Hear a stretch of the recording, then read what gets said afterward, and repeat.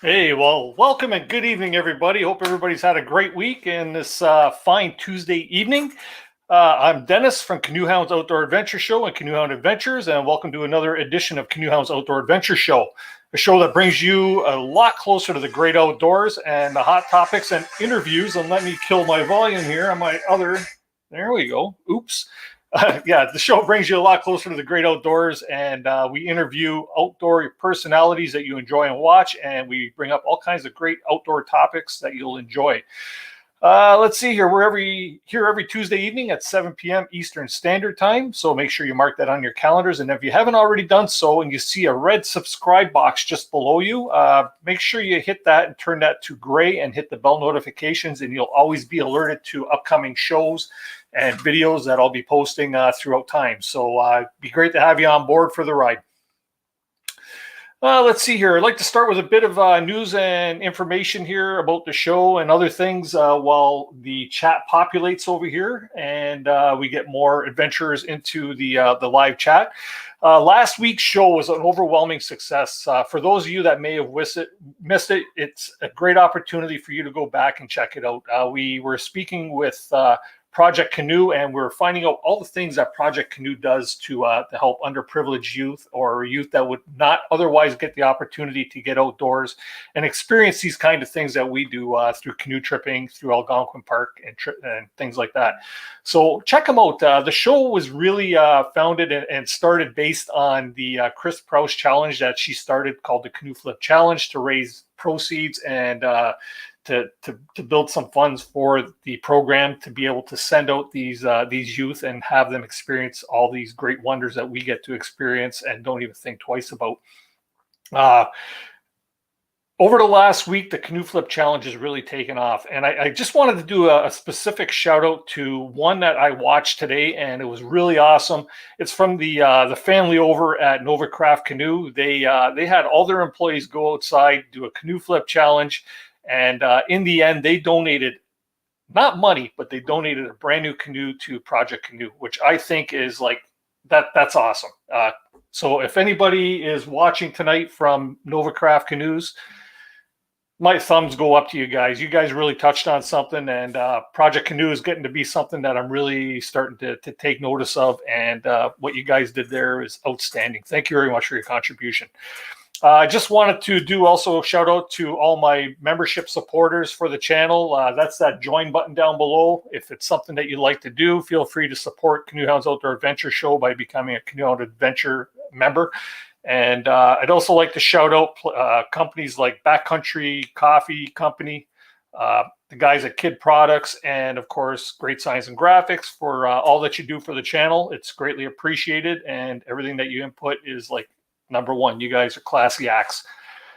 Next week on the show, just a quick announcement. We have John and Aaron from the popular YouTube channel Backcountry Angling Ontario. So for those of you that are familiar with their channel, please do tune in. It's going to be a great show. Their channel has really gained a lot of popularity over the last year and a half. And it's a great watch. So make sure you tune in next week, and you'll get to meet John and Aaron and ask them any questions that you might have for them. And of course, I'd like to congratulate the winner from last week's show, the one with Project Canoe. Congratulations to Steve Hensby, who correctly answered the question, who helped me do my Canoe Flip Challenge and how much did I raise for Project Canoe? The correct answer there was Super Canoe Hound actually helped me with my challenge. Thank you very much, Super Canoe Hound. You're a great dude. And we raised $110 for Project Canoe, which is peanuts, really. They need a lot more to keep that program going. So anything you guys can contribute to Project Canoe, please do. No amount is too big or too small, and they could really use the support. And also, once again, if you have any hot topics or guests that you'd like to see on the show, drop me an email at canoehound@gmail.com. And I'll do my best to make it happen. We got the feelers out there, as I say every week, to many great possibilities to be on the show, and we're working on them. So just keep that in mind that they are going to happen eventually, I hope. And let's see here. Tomorrow being Remembrance Day. If you know a veteran, or you see a veteran, or you have an opportunity to pick up a poppy and wear a poppy, tomorrow being a very special day, Canadian history, right? So make sure you pay homage to our veterans and wear your poppy, wear it proudly. And one last thing before we get to tonight's guest is, of course, you all know that tonight's show is very interactive. I love to have your questions. Feel free to populate the chat over there with your questions. The only thing I ask is that you put the word question before your question in capital letters so that it makes it easier for me, the one-man show, to be able to see that and ask our guests or pass that question on to him. Or if you like, wait until after the swag giveaway at about 8 o'clock. Once again, I will invite many of you up to come on up and ask your question of our guest or myself, and do it face to face. You'll get one question. I'll explain the whole process when that comes. So that's the way that always goes, and that's the way it's always going to be, right? Anyway, so I'm going to get into tonight's guest. Tonight's guest is a graduate from Fleming College as a fish and wildlife technician and worked for the Ontario Ministry of Natural Resources.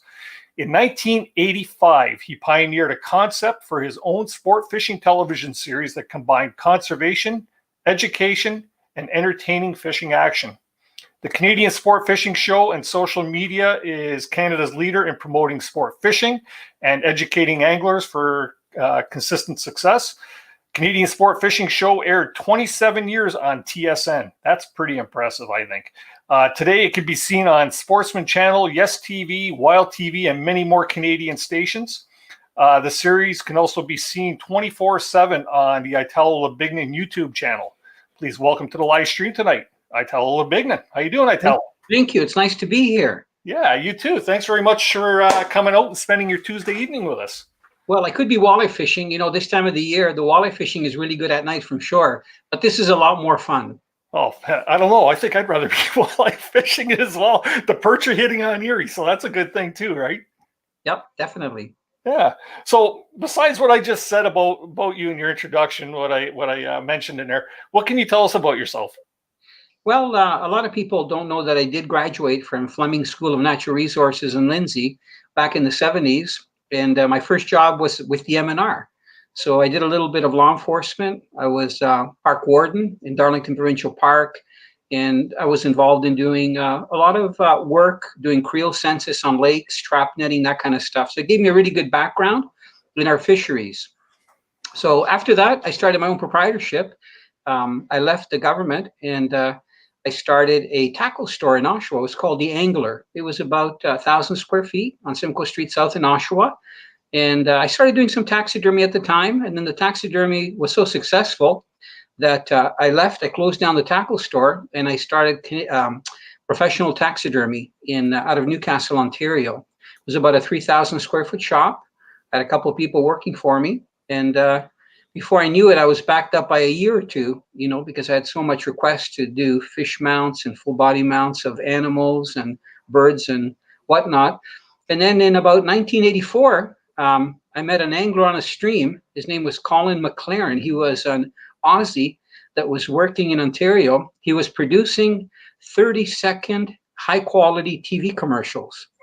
And like Canada Dry, you know, back then, he was making $7,000 a week. Can you believe that? Wow. Back like in the early 80s. Yeah, that was a lot of money back then. Yep. So he saw me getting a lot of fish and he said, you know, I'm in the TV business commercially. Have you ever thought about having a fishing show? You know, back in the 70s, I don't know how you are. Were you around in the 70s, Dennis? Oh, I was around in the 70s. Yeah. Back in the 60s. So there were no VCRs, right? No internet, no computers, no cell phones, right? So we're ancient. We're dinosaurs, Dennis. So he said to me, have you ever thought about, you know, having your own TV show? And I said, no idea anything about TV. You know, there was just, I don't even know if there were VCRs back then. It was really, or videos. I don't think so. It was like 8-track tapes in the 70s, right? Yeah. And cassette tapes. Do you remember those that you used to wear on your belt? What were they called? The little the cassette. Walkmans. The good old Walkmans. Yeah. Walkmans. So anyway, he said, why don't we meet at the Toronto International Boat Show that year? And I'll tell you what to do. Because he had to leave. He was only here working for about a year. So he told me what to do. He said, you know, find a camera back then, a 3/4-inch camera, and get somebody to shoot you and do a pilot, you know, do a show of what you think you'd like to do, and then, you know, go around to the TV stations. So we did that. And the funny thing was, you know, not having any training or knowing anything about camera work, my dad, who was a barber, was the cameraman. and he was shooting like you'd shoot at a wedding. You know, when you shoot at a wedding and you go with an 8mm. Oh, there's Dennis. You know, his family. Yeah. Dennis, will you wave? Because there's no. It's just the guy talking on the camera, right? So he was saying, "Look, there's my son. He's getting. I'm trying to talk." And I'm going, "Papa, you can't talk. You know, I'm the guy that's supposed to talk. You know." So it was really cute. But from there, we did a pilot, and you know, to make a long story short, we went around to CTV. Sorry, it was CFTO back then. You know, they were all independent TV stations, and CHCH, and a fledgling station that was just starting. It didn't have any viewership, called TSN. And we went to all three of them, and we figured, you know, TSN, if it's going to be a sports network, it might be pretty good to be on. And they accepted the show. We started with 13 episodes, and before the 13 episodes ended, TSN said, "Why don't you shoot another 13? And then what we'll do is play all 26 over again." So they're a show every week of the year for 52 weeks. And we did that, and that went on for 27 years. Wow. So yeah, that's the way things kind of started. So it was interesting. So I never looked to get into TV. It wasn't like, you know, I get a lot of questions on Ask Italo on our website where guys go, "How do I get into television? I want to, you know, be a TV host. I want to have my own show, either YouTube channel." All I can do is share how, you know, I became to be a TV host.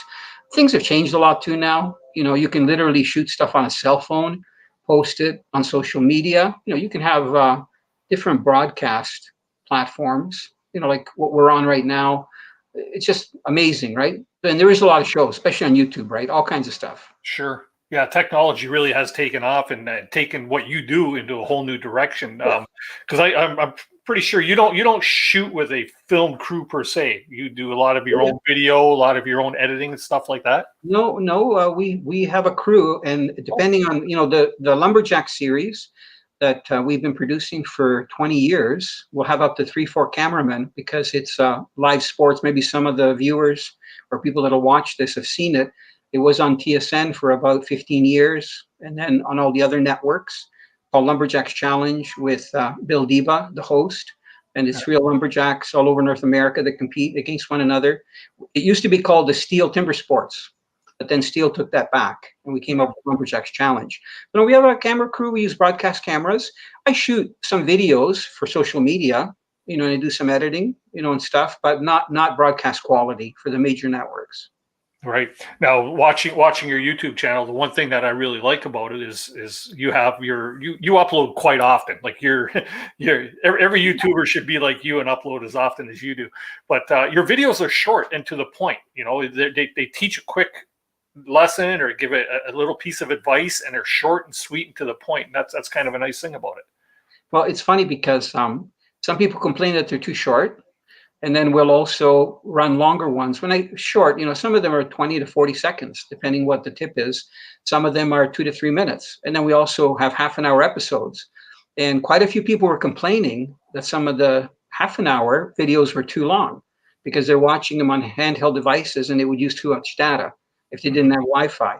So it's funny, you try to satisfy both, you know, the people that want to see something quick and get it over with, and also the people that want to watch forever, you know.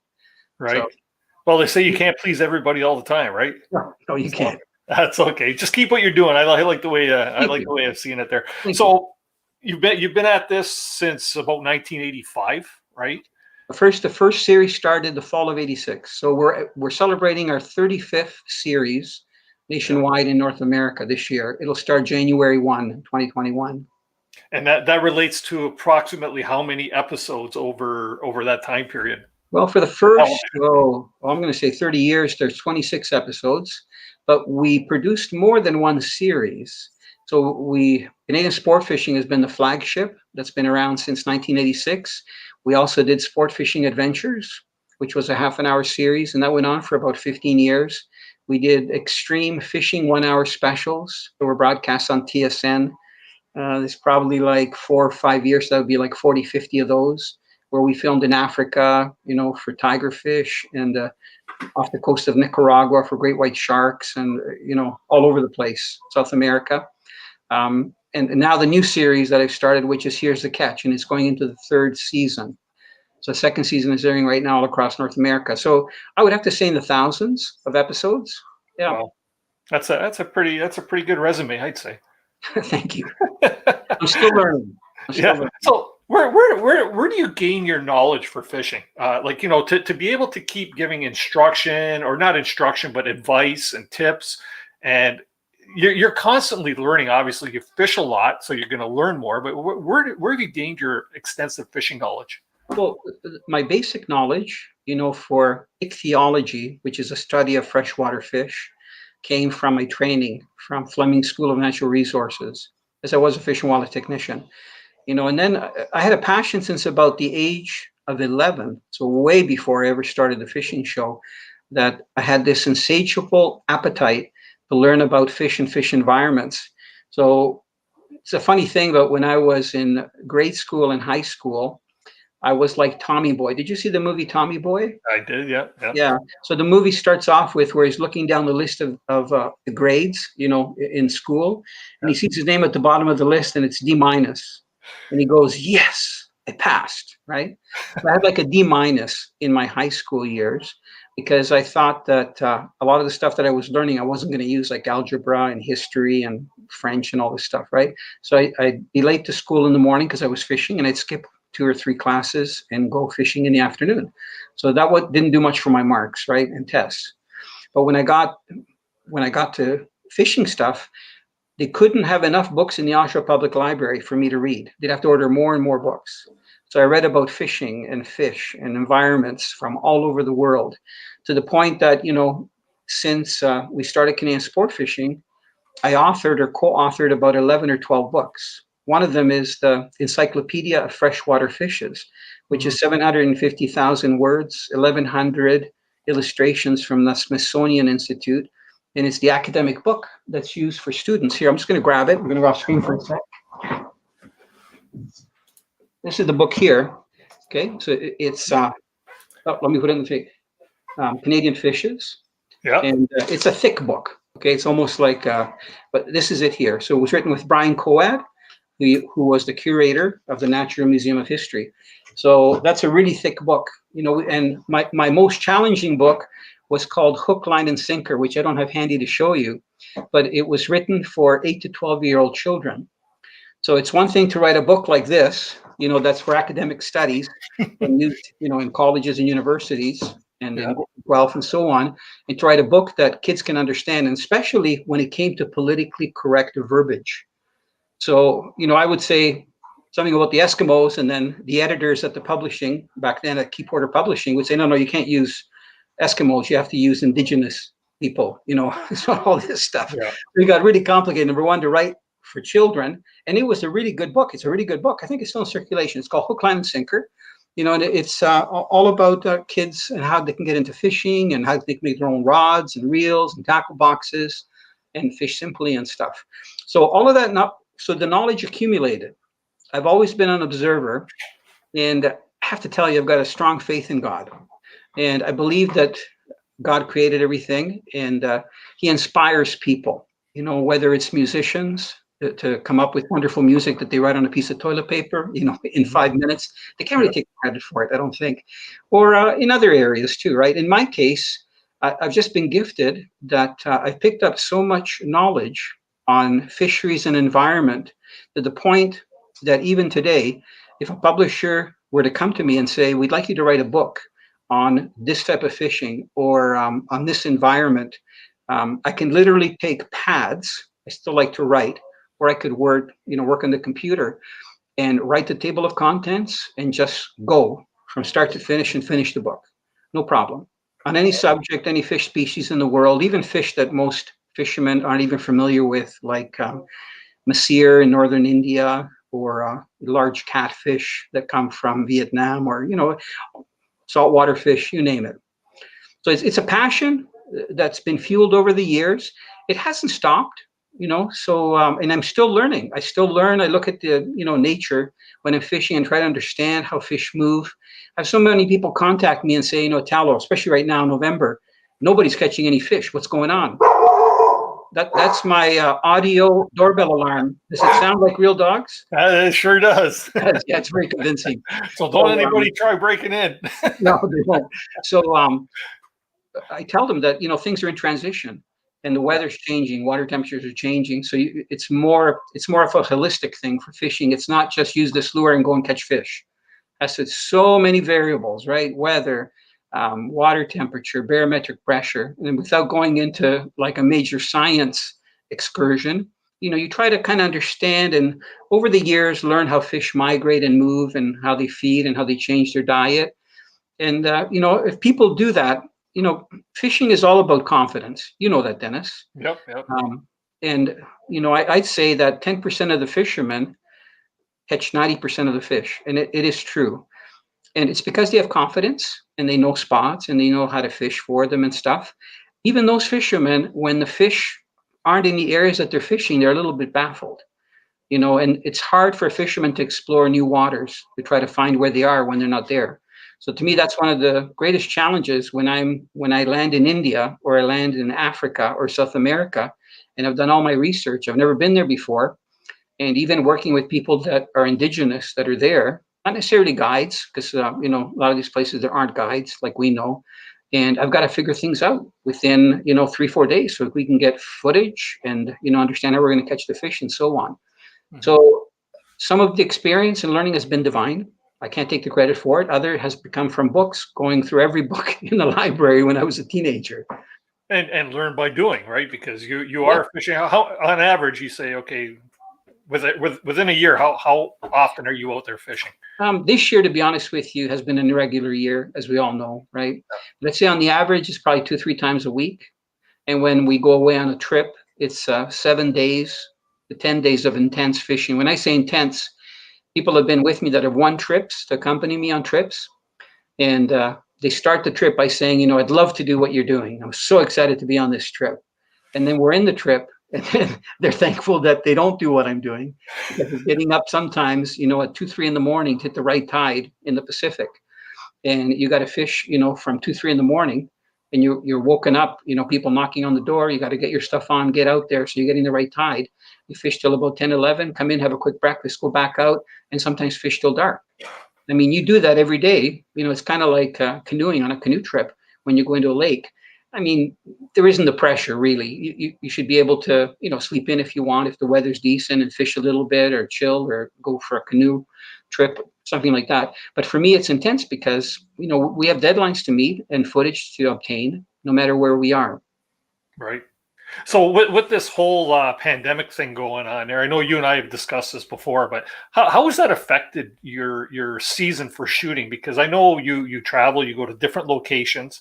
That's obviously got to really tighten things up when you can't travel abroad, or it's harder to travel abroad to take care of these things, right? It was interesting. I'll tell you an interesting thing about how God works. I felt that I should go to Florida in March.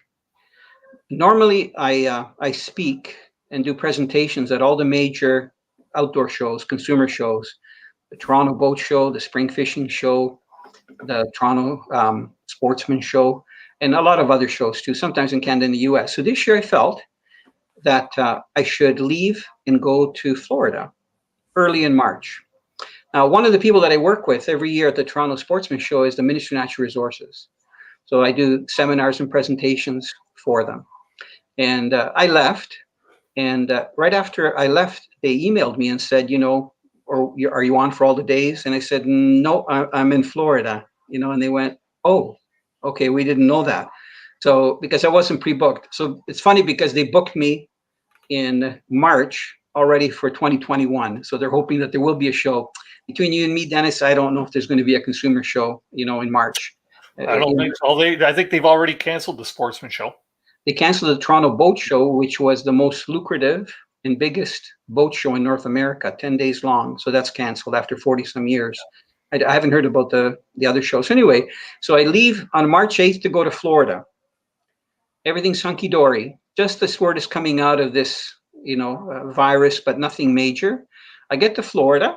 So the next day, because I drive down with my dogs, and my wife was supposed to come down a few days later. 2 days after I arrived there, the 10th, everything changed. They had to cancel their tickets. The cameraman that was going to come down, the tickets were canceled. They started to lock down.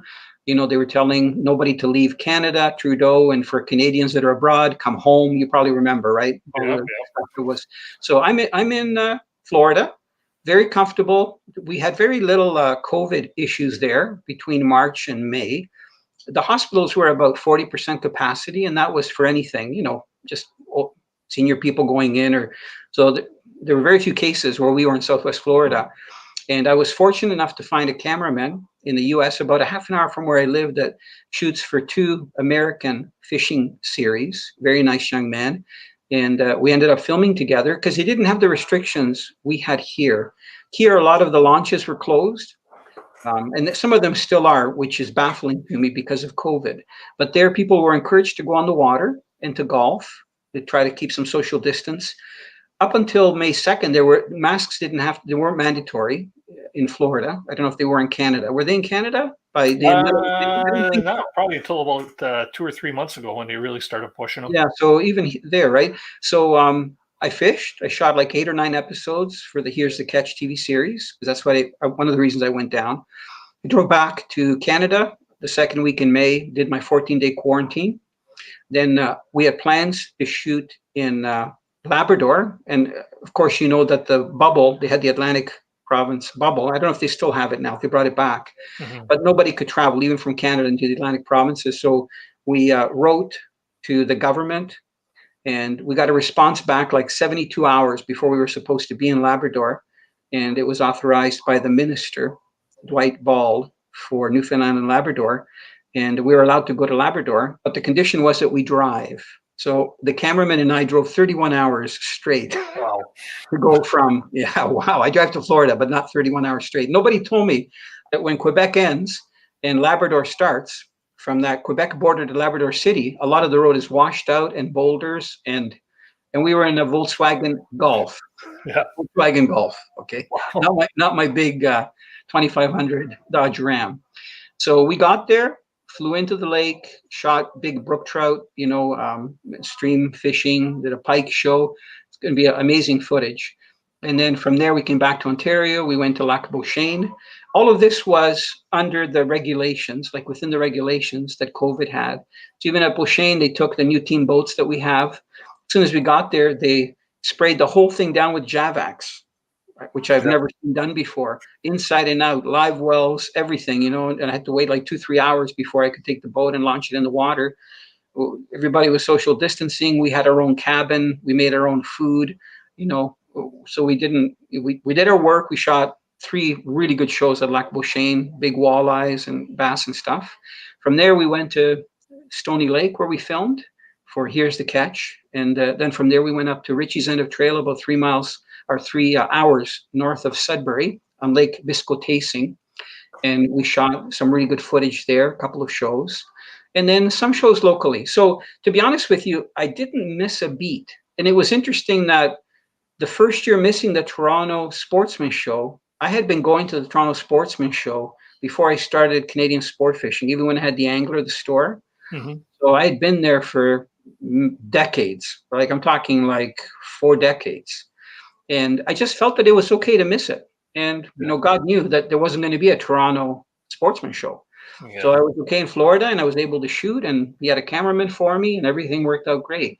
So my wife is also, what's that called? An important worker, right? So she's works for Bell Canada, and she's been working steady because of communications and so on.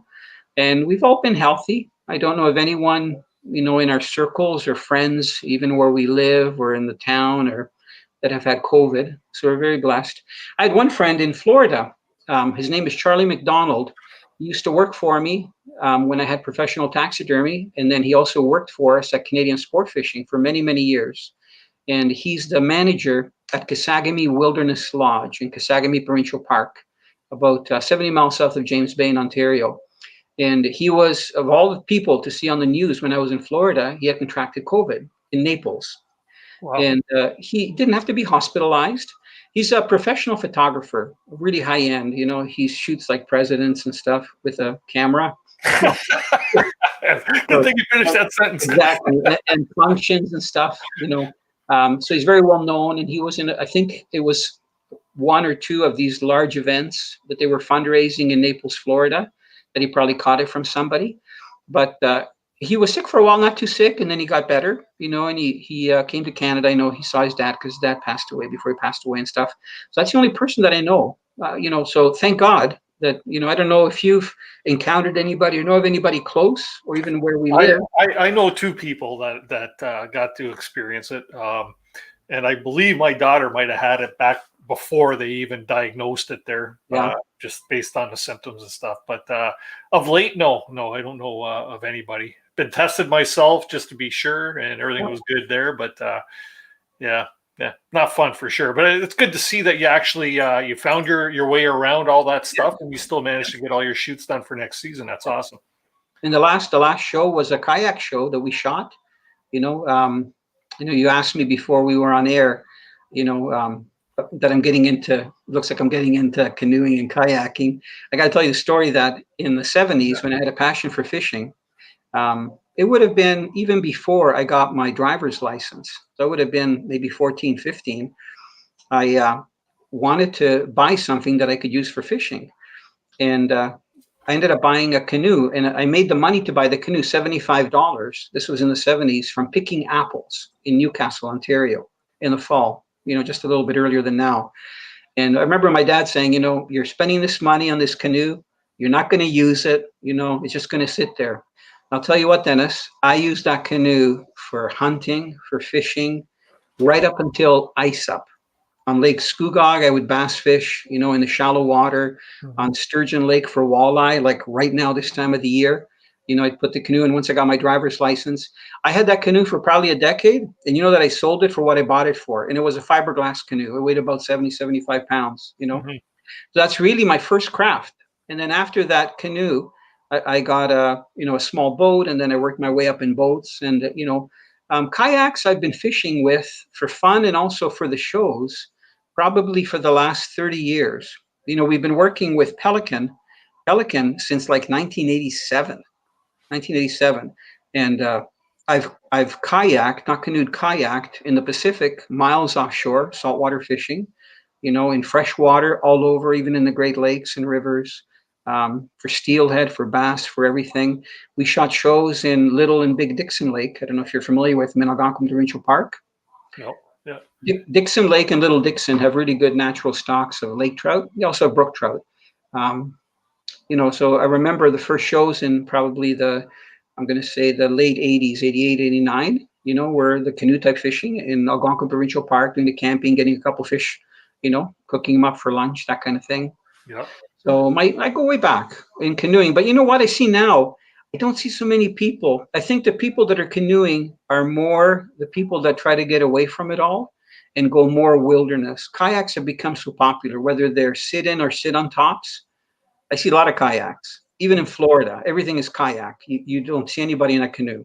So not sure why. Maybe they're more comfortable, because some of these kayaks have really comfortable seats, but then you can put comfortable seats in a canoe as well. I don't know. Yeah. So because like my show here is really geared towards, and it seems to always lead towards canoeing or kayaking. Let's talk a bit about that, about fishing, maybe a few techniques, or give us some advice on how to catch, the walleye, the bass, the perch, the lake trout from a canoe. I know that's pretty wide spectrum, but no, it's not. It's not a wide spectrum. So let's pick a location, and a good location is Algonquin Provincial Park. For sure. But do you still go to the park? We do, yes, or I do, yes. Yeah. So have you ever heard of Lavier? Yep. Yeah, Lavier. Have you ever been to Lavier? No. I don't tend to go to Algonquin often. I'm more of a Crown Line camper, but yes. Okay, well, there's some great fishing. I know you probably don't fish that much, but there's some great fishing in Algonquin Park for bass, for pike, for lake trout, for brook trout, not so much for walleye. But anyway, though, first of all, for canoeing, you've got to try to pick waters that are a little bit more protected, or that have narrows, not big open lakes. Like I wouldn't really suggest anybody to go canoe fishing in Lake Ontario, unless they're fishing in Lake Jordan Harbor or, one of the rivers that flow in. So number one is picking your body of water. Number two, picking good days, where you've got some decent conditions. For kayaking, it's a little bit different because you can get these, propelled kayaks that you can pedal with. For canoes, it's paddling. So, it's a little bit harder if you get into windy conditions and so on. I tell people to have a small anchor, at least a 1 pound anchor, because both kayaks and canoes are very hydrodynamic and aerodynamic. So it's very easy to anchor. So if you find fish in a spot, you catch one fish, don't just go by it, anchor there and fish the area for a little bit. To find fish, I do troll a lot, even from a canoe. And when we used to fish in the park, especially, and other areas too, we would troll with a rig that really originated in Quebec. So you take your line and you take a spoon, like a Williams wobbler. I don't know if you've ever heard of it. It's a pretty common spoon, right? Made in Quebec, right, by Williams. You take a William wobbler, you take the hook off it, and you put a swivel at both ends. You tie that in your line, and then at the end of where the hook was, you tie about anywhere from a 16 to 24-inch leader, and then you either tie a hook and you put a worm on it, or you tie a little spinner on it that's designed to have a hook on a single hook, and you let your line out and you pull that. So the Williams spoon, that's about 4 or 5 inches long, really acts like an attractor, like a flasher when you fish in the Great Lakes. And when a trout, especially like lake trout or brook trout, which you normally have to look for them, they're not all in one spot, like let's say walleye or bass you can find in a specific spot. So they're attracted to the flash of the spoon, and then you usually hook them on the worm or whatever smaller offering. It could be a streamer fly at the end. So we used to use that a lot. So we troll until we found fish. For lake trout, you got to concentrate early in the spring unless you want to use sinking line from a canoe. And I used to use lead core line and steel line. And I even had the short rod with the big reel, where you let the line out and you just, as you put it in between your knees as you're paddling. And every once in a while you pick it up and give it a couple of jerks and put it back down to get the fish deeper. But in the spring, you could just flat line or anchor or drift and fish. So to me, it's finding the fish. And once you find them, you try to stay on top of them. So it's kind of hard when the wind's blowing. But if you have a just a 1 pound anchor, and the anchor should always be directly off the back. So that there's no resistance from the canoe to the wind. We use a lot of canoe hybrids in eastern Canada. So even at Igloo Lake, where they call them Gander Bay boats, but they're really like a 18 to 21 foot square stern canoe. That's what they are. Okay, right. And they have they have motors on them, but they also paddle when they want to get into areas, and they're used a lot. They originated really on the Atlantic salmon rivers, where most of the fishing is done drifting downriver. So you start at a point upstream and then you work your way down. And it's the same thing. So they're large canoes, and even up at this Kasagami Lake Lodge, they have the same thing. They're like freighter canoes that the Indians in James Bay use. They're very versatile. They're very safe, even when you get, into rough conditions where you got to cross a big gap of the lake. They're very safe. You go into shallow water, they're easy to put on shore and climb out and go back in and so on. So, I mean, I could go into more specific tips for specific fish. Like, right now, there are people fishing for walleye at night from shore, and because the walleye come really inshore. And a lot of the harbor mouths, wherever there's walleye habitat, even like locally in the Niagara region, but it's at dusk.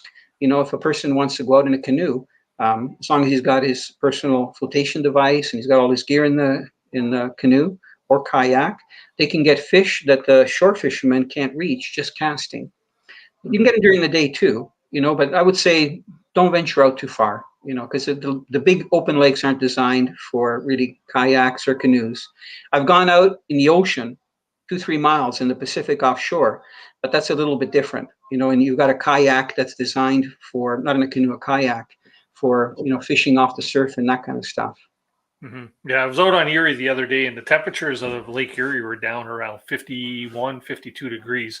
So yeah, you definitely want to make sure that if you're venturing out into big water, you want to make sure you're well protected. Did you catch anything? We got a bunch of perch. Yeah. We found some of the perch out there in 63 feet of water out off Point Avenel. So that was pretty nice for you. A nice little fish fry. I don't know if I should tell you this. You don't have to go too far. You want me to? Sure. Hey, any advice? I'm always looking for tidbits of information. You know where Port Colborne, Ontario is? Yeah, sure do. Yeah. Not too far, right? You can put the canoe right off the beach behind the hospital. Yep. And you just canoe out inside the actual harbor Hmm. where the water goes from 7 to 20 feet. There's a large weed line there. You can Yep. just use a pickerel rig. The perch are kind of intelligent and very picky. They like little minnows, live minnows. It's hard to get them on artificials. Yep. And you can get your half pail, 5-gallon pail of eating size perch right inside the harbor. A good friend of mine, Brad Wood, who I don't know if you ever met, Jeff Wood's brother, had a picture of about a 6-pound bass that he caught there like yesterday. You know, Wow. and he has I think he has a canoe and a small boat, and he just goes out in the bay there. So you don't have to go far. The perch this time of the year come right in. As a matter of fact, all winter they're right at Point Abino inside the boat basins in 3 to 6 feet of water. So I mean, you don't even have to put your canoe in. You can get it from shore. But you know, so because the bayfish move in, and even under the ice in Port Colborne, there's so many smelts and emerald shiners that it's hard to get through those to get to the perch. But those are just starting to come in. Right. So you don't have to go that far. So you're talking inside the break wall? Inside the break wall and to the west of the new canal. So not where the flour mills are, right where when you come out of Marlin Marina, where the 7-8 feet of water goes into 20 feet. There's a nice weed line there. Guys fish for muskies there, but the perch are right. And you can. It's best to anchor. You know, even from a canoe, just anchor and just use a pickerel rig. Have a couple dozen little minnows you can buy right in Port Colborne at Erie Tracker, and get your perch. Awesome. Yeah. Awesome. So we'll get back. We'll stop with the local folklore. Of course. So what's your favorite fish to like Ontario fish to go after? Are you a walleye fisherman or bass fisherman? No, I love them all, but you know, I got to say that one of the most entertaining is smallmouth bass. Mm-hmm. So I don't know if you fish for smallmouth bass much with your canoe. A little bit of that out on Erie too, and you get some real lunkers out there. Yeah, so I mean, top water. If you use a popper, again, you can fish close to home, you know, or you can go out and fish some of the shoals, you know, out from the Grand River and stuff. You throw a popper anytime from when the season opens right through till now. The water's still warm enough to have a 2 to 5 pound bass bust on a topwater lure, no matter what you're fishing out of. Just the excitement of hooking it and how hard they fight. They are one of the hardest fighting fish in fresh water for their size.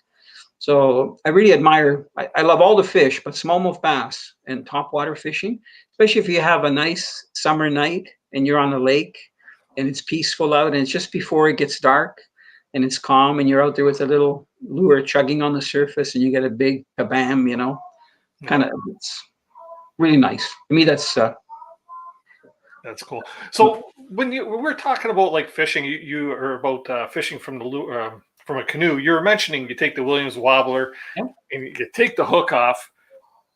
Where do you figure, is that you just experimenting? No, that wasn't my thing. In Quebec, that's very common. You know, in the near north in Quebec, there's a lot of brook trout lakes. Right. And the locals, when they have to find them, and a lot of them do fish out of canoes, they do that rig. It's sort of like a flasher bait rig, if you will. So, you know, I shot maybe 50 half-an-hour shows throughout Quebec, from the Gaspé to the Miskaming area, all the way up to Angava Bay and all the big rivers and so on. And then kind of almost everywhere in between on many different lakes.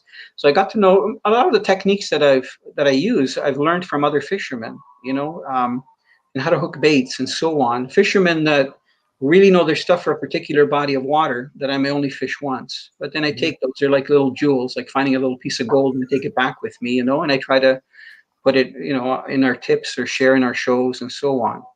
So that's one technique that works well for finding fish if you're in a lake where it's early in the year and the trout are scattered, because brook trout and lake trout will be pretty shallow. You can get them as shallow as 2-3 feet in the spring when the season's open and the ice is out.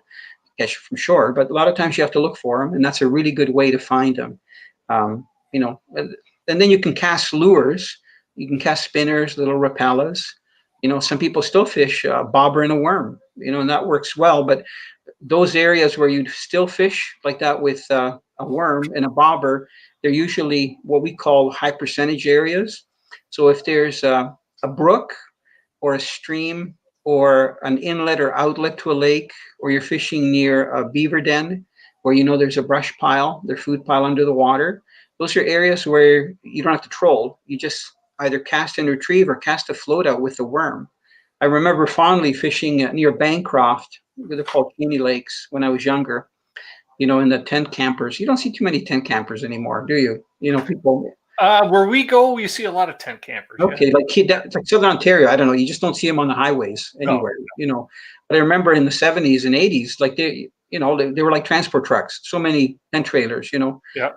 So anyway, we were in a tent trailer in these Cheney Lakes just south of Bancroft, and fishing small lakes and using bobbers and a worm. And we'd find these contact points or high percentage areas. If there was a little brook or a little marsh at one end of the lake, and we would just hang out there and just fish bobbers and worms. And eventually we'd get enough fish for eating. So it wasn't like we were trying to get a lot of fish or big fish. And they were pan-sized fish. We're talking trout. To me, some of the nicest trout that people can catch as far as brook trout, especially in Ontario, are anywhere from about 12 to like 14, 15 inches. Those are beautiful brook trout. Even though, I was in Labrador where we were getting 23, 24-inch brook trout. We're brook trout up to 6, 7 pounds, right? So here in Ontario, pan frying trout are like perfect, that size, like 14, 15 inches, 13 inches, and do them literally. I don't even fillet them. Those are just gutted. You just cut the head off and don't need to scale them. Put a little bit of salt and pepper on them and a little bit of butter in your frying pan, on your campfire. Fry them up for breakfast, for lunch, for dinner. They're delicious. Well, you're making me hungry, man. You're making me hungry. Got a couple of questions here in the chat there. I wouldn't mind popping on screen here. Get your take on it. The OG in a canoe, it's Mark. He's asking, so if you have only one lure to bring with you, what is it?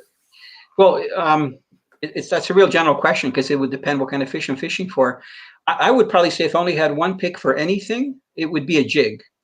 So it would be a jig and a plastic grub, because I could either that or a spinner, because I could fish either one of those anywhere in the water column. I could retrieve them quicker or put a lighter jig head on the jig and fish it shallow, or I could fish it deeper.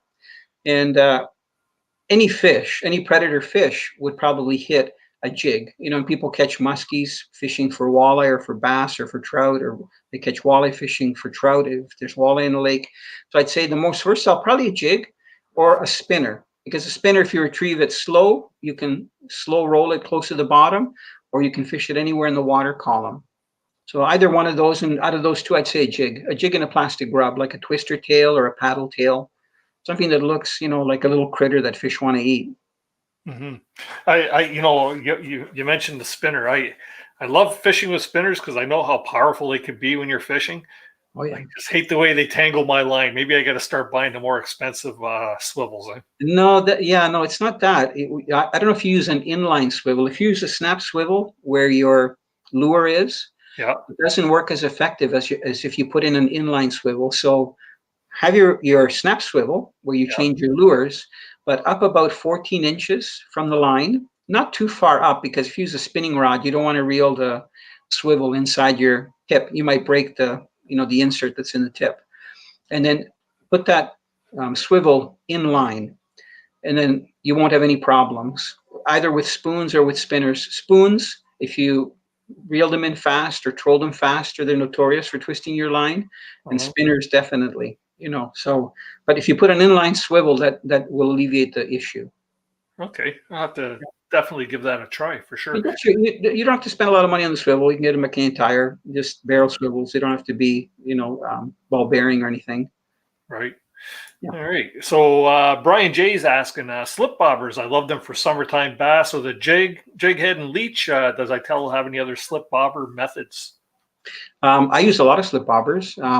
I use slip bobbers even in very deep water. I've used slip bobbers to jig for lake trout that are suspended. In the summertime, lake trout will be suspended around the thermocline. And the thermocline is usually anywhere around 40, 50 feet, especially in inland lakes. And I've actually set my slip bobber with the bobber stop so that I actually pull the line out and measure with my arm's length, and I'll actually use artificial jigs even deep with the slip bobber. I use slip bobbers for panfish, and I use slip bobbers for steelhead fishing, and especially in Western Canada, when I fish the BC rivers. So I use a couple of techniques for the slip bobber. If I'm fishing fast water and I want to know the exact depth that my bait or lure is at, a lot of times I'll use jigs or I'll use something artificial.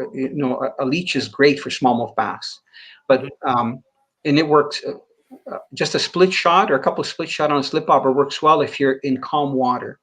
But I also use a slip bobber in fast water. And when I do that, I use a hollow core pencil weight, and you can buy them. They're usually lead, and it comes in a roll, and you cut them in different sections. And the line, so I set up my slip bobber. So the first thing that I do is put my bobber stop in my line, and I usually use one just made out of Dacron. I do it myself. I use a knot, a very simple clinch knot, and then I put a bead, and then the slip bobber on, then I put another bead below the slip bobber, and then I put this piece of weight.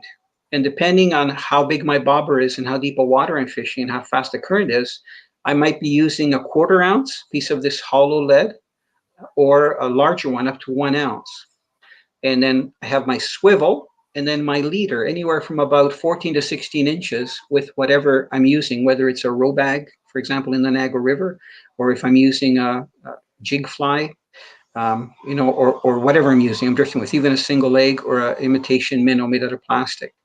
So by using one heavy weight that neutralizes the float so that it's floating at the equator, I know that my weight is directly below the float. So I can judge exactly where it is, how far off the bottom.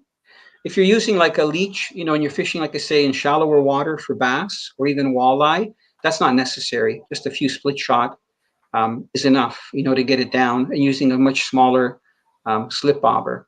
I think slip bobbers are much more effective than an inline bobber that you lock on, whether it's like a red and white plastic bobber or a spring bobber that you snap onto the line.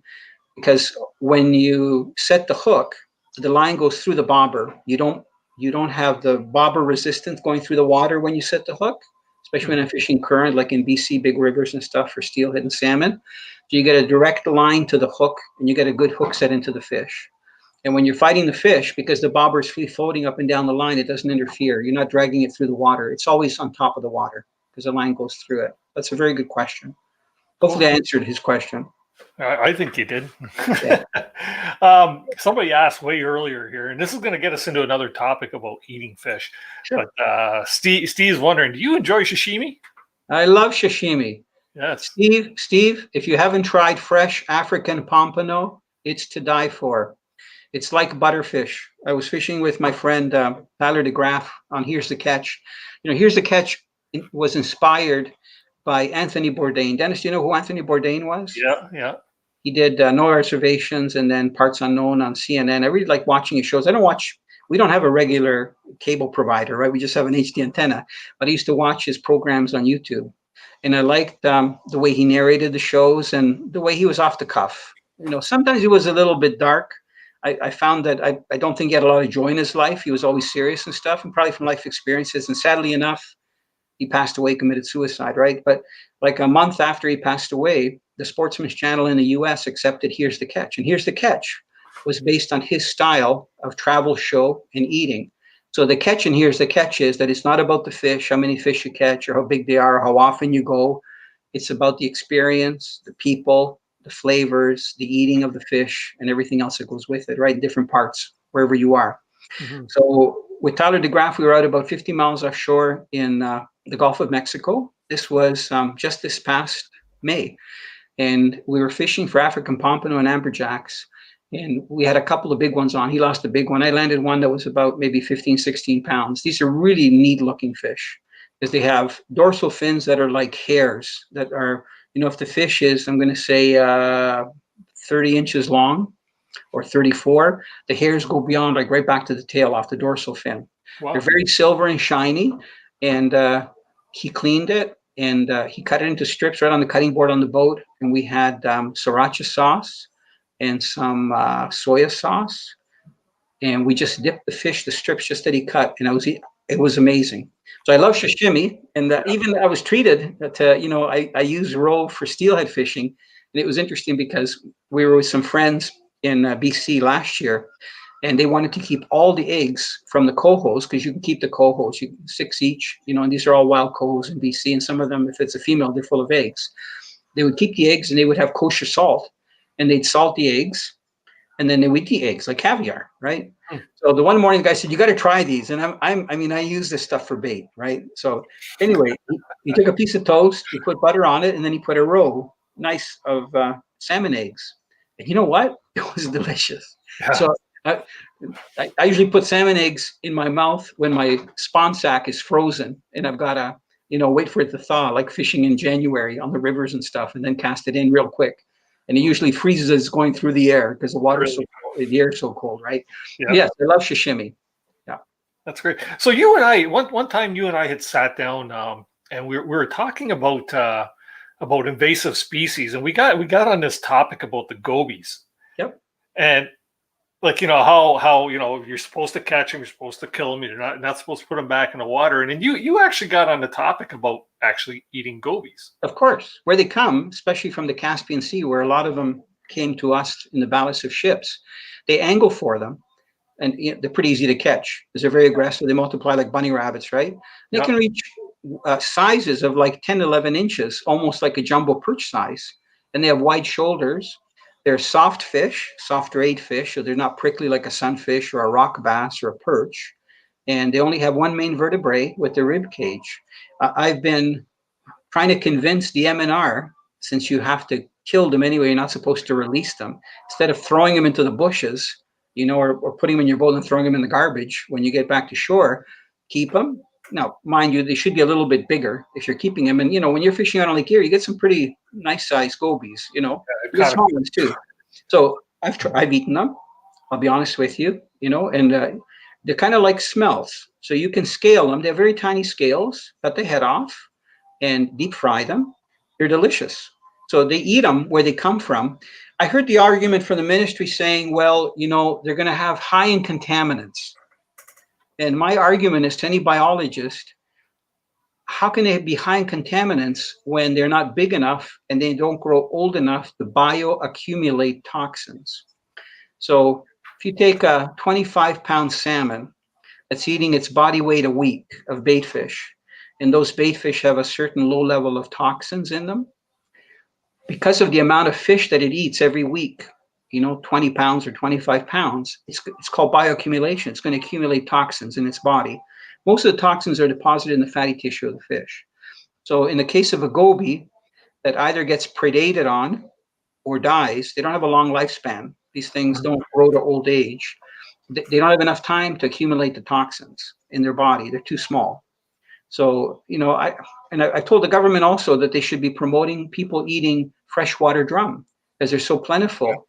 And they have a very nice firm flesh. It used to be an important fish for commercial fishing and selling commercially, And anybody that I've prepared drum for, or that they've caught fresh drum and cleaned it, filleted it, and fried it up, most people will choose the drum over the walleye or the pike. If they've got pike and walleye that they've cooked the same way, cut into strips like fingers and deep fried and fish crisp or whatever they like to use. Mm-hmm. So there's some species of fish that I think are underutilized as food fish. The gobies, I think a lot of the Asians and Europeans will keep the gobies along with other fish that they're keeping for eating, and they take them home and eat them. Yeah. So now, just to ask, when we went out perch fishing here just last week, we got all them perch. They turned off as soon as my buddy caught, probably had to be an 8-pound sheep's head or drum, right? Yep. Would that be a good keeper size or eater size? Excellent. Freshwater drum don't have any meat on the rib cage. So the only meat is above the rib cage and down to the anus and to the caudal peduncle. You get a really nice piece of meat. The first thing that you'll notice if you fillet a freshwater drum is that the flesh has the texture of lobster, like a lobster tail. Wow. Because they eat a lot of crustaceans. So if you stick your finger inside the mouth of a sheep's head and feel the roof of its mouth, back and the bottom, they have ceramic crushers, just like a bonefish. Mm-hmm. That's because they eat a lot of crayfish, eat a lot of crustaceans, and they use those crushers to crush them once they get them in their mouth. They also have a gizzard. Do you know what a gizzard is? I remember my mom pulls them out of a turkey. Yeah, so it's a very strong muscle. Yeah. And usually chickens use the gizzard, and turkeys, and they pick up gravel.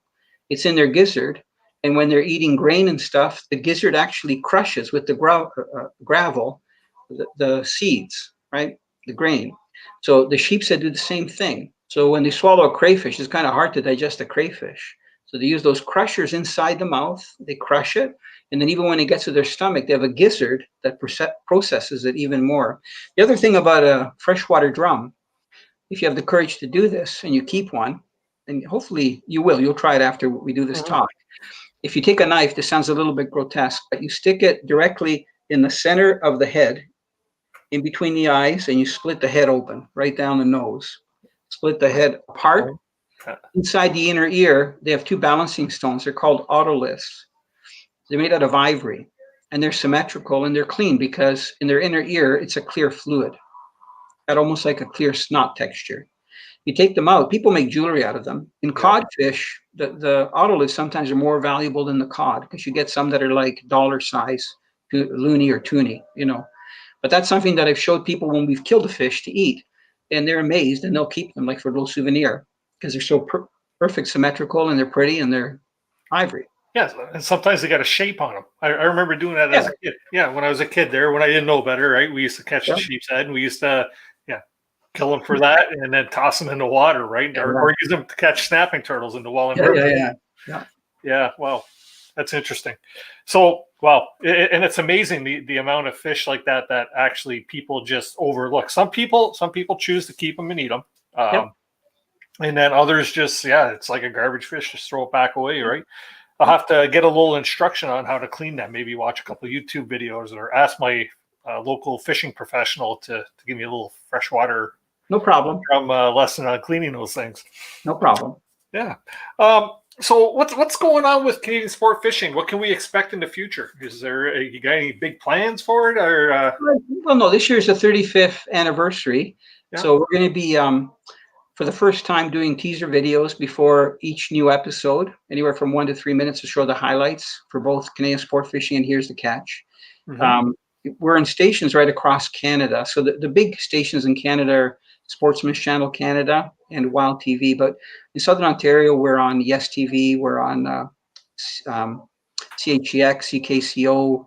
We're on a lot of affiliates, CTV and global stations right across Canada, even in the boonies, like in, Prince Albert and Prince Rupert and, Terrace and so on, right across Alberta. So, I mean, I keep doing the shows. The shows have changed a little bit, over the years. That's the doorbell again. Yeah. So the shows have changed a little bit. The one thing that hasn't changed is that I try to give as much instruction as I can without boring the viewers. We still have lots of exciting fishing action. All the action is live to video when we record it. And then I do fishing tips so that if people get a chance to fish for the fish that I'm fishing for, in the same type of areas, same type of year, they should be able to use the tips that I give them so that they can have more success. And one thing that I do that might be a little bit different than the other TV hosts, I have so many forums that I communicate directly with the viewers. Facebook, we have 3 accounts, Instagram, 2 accounts. We have our YouTube channel. I see every comment and every question and respond to all of them. Instagram, 2 accounts, Twitter. And we also have an Ask Italo forum on our website. It's a forum, so when a person asks me a question, I don't send an email back. I really do, but I'm not supposed to them directly. I post their question and my answer in Ask Italo, and there's a search engine. So if you went in there and you wanted to see all the questions on canoe fishing, you could just type in canoe, and I would take it all the questions and answers. So we do that because I found over the years that some fishermen are a little bit intimidated. They think that their question is too simple. What's the best knot to use, or what hook should I be using for this kind of bait or that kind of stuff. And then they go through the search engine and they see the question, how do I become a pro? You name it, all kinds of stuff, right? Electronics and gear and everything. And they see my answer. So I try to be really interactive. This is the first time that I've done like a live thing, on social media, like on YouTube and on the platform that we're on. People have encouraged me to do more of it, but I leave that to people like you because I do my TV stuff, and I answer more questions. Even before sitting down here, 15 minutes before we went on air, I was answering questions for people about fishing, like literally tonight or tomorrow.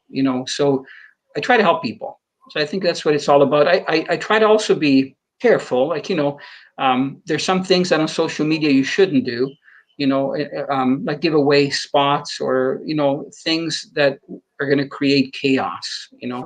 So even in the shows, I don't say exactly where I am, but if people contact me on Messenger or through the different other channels, I tell them where we're fishing, and I tell them that sometimes you can go to the same area, but if things are different, the fishing is going to be a lot different. I tell people that the most important thing in fishing, whether you're fishing from a canoe, a kayak, a boat, or whatever ocean, is timing. Timing is everything. It can either be gangbusters or it can be skunk city, where you got your tail between your legs. Yeah, that happens. That happens quite often. Because I'm one of them guys. Either I'm on them or I'm not on them. Right. We'll get to one more question here, and then we'll do our prize giveaway. You guys are going to want to stick around for the prize giveaway because we got something really cool that Italo is actually offering up here. Let's see here. We got a question from Pair Extreme. What would you recommend terrible fishermen to focus on to be more successful? Wow. To focus on practice. If you're a terrible piano player and you wanted to play better, I'd say practice, right? Yeah. So trial and error is a good teacher, So I would focus on picking the best time to go fishing. I have even close friends that get so excited and they want to go fishing, but just because they have some free time and the conditions are not good. It's too windy or it's too cold or there's a cold front. Like tomorrow morning, it's supposed to be like 4 Celsius or something, right? So we've gone from like 23, 24 Celsius today. It's going to dive. So tomorrow's not a good day to go fishing. So I would say concentrate on fishing when there's stable weather, wherever you're going fishing. That really increases your chances of catching fish. Because if you just go fishing without paying any attention to the weather, fish do not like changes in temperatures, especially from warm to cold, or where the barometric pressure goes from low to high. So it's okay if it stays like that for 2-3 days, they adjust. But when it's a sudden change in 1 day or even 2, I avoid doing shows. I won't even go out. Even guys will tell me, let's go. I've got free time. Nope, the conditions aren't right. So look for good conditions that are consistent for at least 2 or 3 days before going out. Even on Erie, like, you get some storms on Erie or you get a major cold front, just because the next day's calm doesn't mean it's going to be good fishing. You got to wait a couple days. Mm-hmm. If that's not going to work out, then wait until that does happen. What about the saying, fish or winds from the east, fish bite the least? Is this true? Yes, definitely. Yeah. Why is that? The reason being the prevailing winds where we are in North America are from the northwest wind. When you have an east wind, it means a change in weather. So you watch, even where we live, right? Yeah. A wind from the south means a low pressure system coming in because it's warm air coming from the south, no matter what time of the year it is. Middle of winter, south wind. West wind is normal and the northwest wind is normal. East wind means no. It's going to be a change in barometric pressure in the front. So tomorrow, I didn't look on my SailFlow app and I don't have my phone here, but if tomorrow with the temperature dropping to 4, it'll probably be an east wind. Wow. So I don't have to look at my apps. Yeah, interesting. So if it's coming from the east, don't even bother, right? No, I mean, there are fish. I found over the years that no matter what the conditions are, there's always some fish that are feeding. Yeah. But it's a lot tougher to get them when there's an east wind. A lot tougher. Cool. Okay, with that being said, I'm going to post a link here just before we get to the question. Are you willing to take some questions from some people in the chat? Sure. Yes, definitely. So if anybody would like to come up on screen and ask Italo any of the questions that you may have, it's your opportunity to have a true fishing professional answer some of your questions, maybe give you some advice. Don't be shy. Come on up. The link there that I just posted there, just click on that link, set up your camera and your microphone, put your name on there, and just or enter the studio and wait patiently. And all I ask is that you turn off your YouTube volume. If you're watching this on YouTube, you could still listen through StreamYard, but please shut off your YouTube volume so that we don't get any feedback. With that being said, I'll post that a few times so that we can get a few people come on in and see what we got. So for tonight's giveaway, I've got a couple of things I'm going to give away. I've got, first off, let me reach out a screen here. I've got a Canoe Hounds Outdoor Adventure Show t-shirt that I'm going to be throwing into the swag package, okay, this way. And also a couple of Canoe Hound Adventures and Canoe Hound Outdoor Adventure decals that you could put on your water balls and things of that sort. But even to sweeten the deal even more, Italo has offered up something very good. And I'm going to put you full screen so you could actually show this and you could explain it. Yeah, so this is one of the jerseys that this is actually a hoodie that I use on the fishing shows. There's only 6 that are produced each year. So I've done most of my shooting. So Dennis is going to be giving this away to a lucky winner. So it's actually very warm. It's got the logos. So maybe you'll get some sponsorships from it, from all the logos that are there. So we're going to be raffling that off. That's awesome. Maybe we get you to put an autograph on that too. Eh? Again, no problem. Oh, yeah. Maybe it'll go up on a wall or something. That's Sure. pretty cool. Yeah. Thanks very much. So, guys and gals, this is your chance to win this swag. Italo will get the hoodie to me, and I will get that mailed out all together in one package. So basically, if you were here at the beginning of the show, now I'm going to ask the question, and please don't put it in the chat. The answer. What you're going to need to do, and let me, I'll pop it up here on screen. Is you're going to send me your answer to COAS Adventure. No, let me put it on screen. It's easier that way. And the question is right there too. In what year did Italo pioneer the concept of owning? My God, I'm tripping over my own tongue here. Let me read it here. In what year did Italo pioneer the concept to have his own fishing television series? I mentioned it in the intro. If you don't know what it is, just watch back after the show is done and you'll see the intro for Italo and the answer is right there. Send me the answer to coasprize@gmail.com and you have until Saturday, November 14th at 11 o'clock to get your answer in. So make sure you do that. I'll leave this going up here on the bottom of the screen for a while so that you don't miss out on the question. But just make sure you find out what that answer is. And what year did Italo pioneer the concept to have his own sport fishing television series? Good question, eh? Very good. There we go. Okay, so we have somebody in the basement here. This is somebody I know who is a very avid fisherman. This is Adrian. How you doing, buddy? Adrian, how are you? Dennis? Can you guys hear Nice me? to see you. Got a question for Italo tonight? Yes, I do. Can you guys hear me? Yep. Yeah, a little quiet, but that's okay. Okay, so Italo, I know you like steelhead fishing. What is your favorite Lake Ontario tributary to fish for steelhead in the springtime? You probably know if you've seen the shows. It's towards Wilmot Creek, so it's Eastern Ontario. Yeah.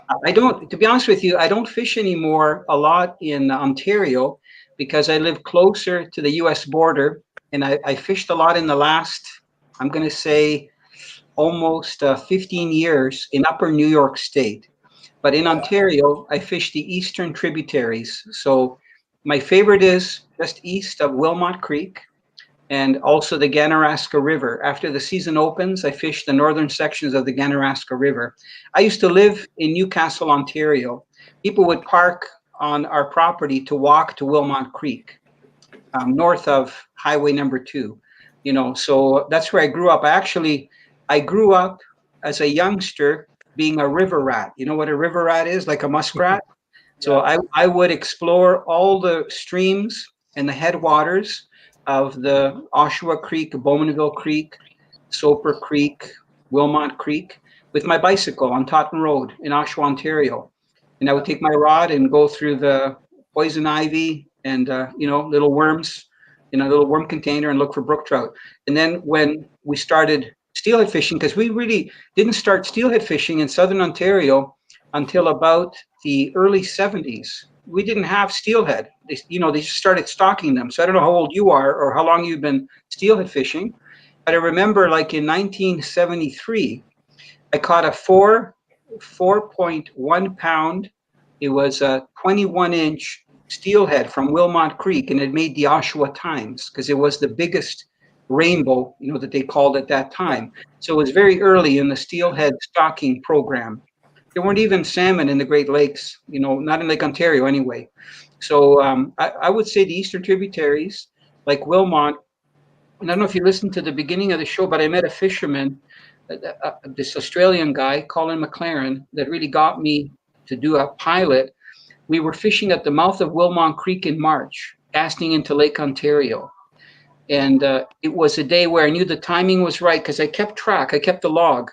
And I knew that the second week in March was when the big females would be staging at the mouth of Wilmot Creek, and they also stage in Bowmanville and also in the Ganaraska, even today. Second week in March, very important. Well, at the time of the Toronto Sportsman Show. And I was drifting in Lake Ontario, and I landed about maybe 30, 40 steelhead. He didn't get one because he wasn't a steelhead fisherman. And about 4 or 5 of them were close to 20 pounds. And that year, I won a Fenwick Master Angler Award. Back then, Fenwick had this contest. There was also the Molson Big Fish contest and so on. Yeah. So when I said the timing for steelhead is so critical, one of my favorites is Wilmot, but not after opening because it's so crowded, like March. When the fish just start running, right? They're in the lower sections in the marsh areas of all the tributaries. I call it frog water. And they're silver fish. They take well, but it's cold. I mean, you got to have hot shots, and it's hard to wade in the water because the water's so cold. But those are my favorite, the eastern tributaries, because that's where I grew up.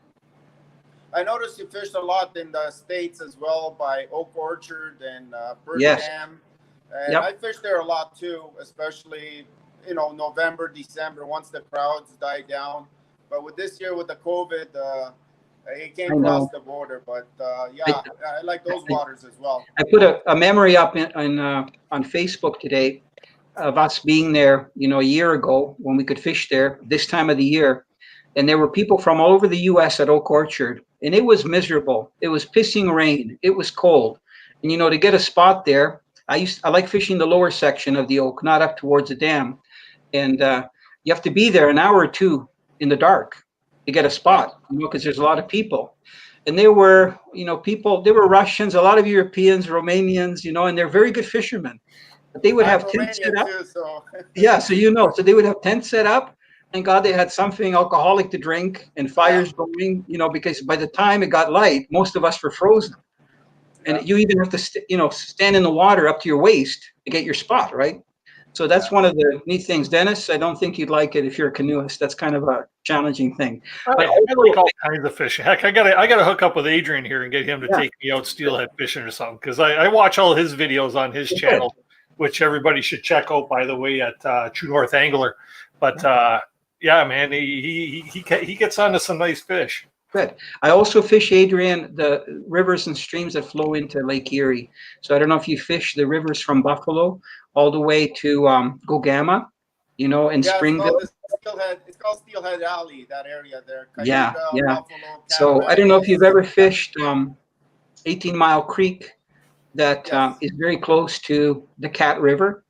Yeah. That's one of my favorite places, right where the single barbless catch and release stretch is, where the two streams flow together. Okay. I fished there in January, February, when nobody in their right mind go out. I have these special waders that I bought from Bass Pro. I look like a clown because the feet are so big because they have air inside. They're designed for cold water fishing, right? Yeah. So they're very clumsy, but they're very thick neoprene. They're neoprene. And I fished January, February, some of the best fishing there. Even in the Cat River, I fished at Springville, where everything is frozen. There's just certain areas that you have to break ice and walk through, but wherever there's open water, you get steelhead, and very few fish, like nobody out. You got the whole river to yourself. Well, thanks for taking my question, Italo. Thanks. You're welcome. Maybe one day we'll meet. Yeah, stick around, Adrian, because I got somebody else in the basement here. I'm going to take a couple questions from the chat there. Let's see, where did it go here? Oh, Brian Jay's wondered to Italo, what's the oddest thing, not fish, you've hooked by accident? Two things. Fly fishing on the Ganaraska River at Kendall, Ontario. I hooked a swallow in my back cast with a dry fly. Wow. I hooked a swallow in my back cast with a dry fly, and it hit me in the back. Because of course, when you hook a small bird, even like a swallow, I didn't kill it, but I slowly took the hook out, but it caught my dry fly out of the air. So that was one thing. And I was fishing on Lake of Bays in the Muskokas, and I was fighting a small bass, about 1 pound. And I was ready to lift the bass out of the boat, and a mink grabbed it. And the mink was in the boat, and I had a confrontation with an ordinary mink. It was up on its hind legs going because it wanted the bass. So I got the paddle out, hit the bottom of the bass boat at the time. It went to the back where the transom was. It climbed back in over the transom, disappeared. So I thought, great, it's gone. I put the bass in the water, released it. If the mink doesn't come up with the bass in its mouth and swims in front of us just to show us that it got the bass. No so those kidding. are the strangest things that I've hooked fishing. Wow. Wow. Just added to the stream here, we got Mr. Kevin Callan. Hi, Kevin. Hey. So, Kevin, you got a question for Italo? Yeah. So you went. So I've been teaching part-time at the college in Lindsay for like 32 years. So I started there in 1989. Did you have Ted as an instructor for fishing walleye? Yes. No, before, well, I had Ted as an instructor, but he wasn't fishing wildlife. I thought he was forestry. I had Harrison. Ron Harrison was my fish and wildlife professor. So I graduated in 78. So I was one of the students that went into the new college. We were in the nunnery in Lindsay. Wow. Yeah. Oh. So when they built the new college, not the new wing, the new college, we were the first students in the new college, and I graduated as a fish and wildlife technician, 2-year course in 78. So, it was kind of exciting times. I did a lot of fishing in Lindsay below the dam for walleye and hunted and so on, But Ted, when I was there, maybe he did teach, because I remember aquaculture. No, that was another guy. I forgot his name, that did a lot of work in Algonquin Park at the Hortcourt Cottages. Something like Grimsby or something like that, his last name. He was from Brighton, Ontario. He taught aquaculture. Yeah, so I have very fond memories of Fleming. Very good college. Well, and now they're for the last few years, they've been putting Atlantic salmon back into Lake Ontario. So that's kind of cool. But if you think back, man, things have changed there a lot. You mean in Lake Ontario or the college? Both, I guess. Yeah. Yeah, I mean, to be honest with you, I don't agree about the Atlantic salmon and the tens of millions of dollars that they've spent, and I'll tell you why. It's simulated fishery. First of all, they're planting Wananiche. They're landlocked salmon. If you read, when I was at Fleming, I wrote a paper on Atlantic salmon in Ontario, and the sighting of the last 2 spawning Atlantic salmon in the Don River. It was in the early 1900s. There were so many Atlantic salmon in the rivers just in Toronto that they were much thicker than the Chinooks that are now. You could walk in and kick them out when they were spawning, and they would spawn like in June. They started in June, their runs, right? And entering the rivers, and they would spawn in the fall, and then some of them would winter over, and go back out. So that was the early 1900s. When they created the Seaway, all that stopped. The lampreys were able to come in. We had invasive species like the alewife, the smelts, and the salmon disappeared, the Atlantic salmon. Now the problem is that our tributaries are too warm in the summertime and too low. So the anglers are having fun catching Atlantic salmon in Lake Ontario, and some are catching them in the streams, and they're catching them even in the summertime and early fall. But the problem is that there's no reproduction. There can't be, because the streams have too many predator fish, chub, rock bass, smallmouth bass, and the water's too warm. And because we've diverted a lot of the water into these storm sewer retention ponds, a good example is the Credit River, or even Bronte Creek. Bronte Creek is a good example. You can go to Bronte Creek in June, and most places, even in Bronte Creek Provincial Park, you can jump across. There's like no water, especially if we've had a dry summer. So the Atlantic salmon can't survive and can't reproduce in those conditions. So unless they keep stocking them, and, the funny thing is, I caught my first Atlantic salmon in the Oak Orchard. We talked about that with Adrian. My wife caught her first Atlantic salmon in the Oak Orchard. This is in Upper New York State. I hooked the largest Atlantic salmon in the Niagara River that jumped 2-3 times, and I could clearly see it was an Atlantic, and it got off. But other than that, I haven't caught any Atlantics in Ontario. And I fish quite a bit in the tributaries. You hear the odd one caught.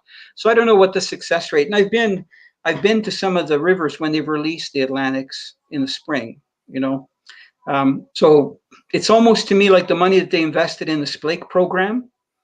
And then they found out after tens of millions of dollars that Splake, if they spawn, either revert back to being lake trout, their offsprings, or brook trout. You don't get Splake, but there's still Splake in some lakes.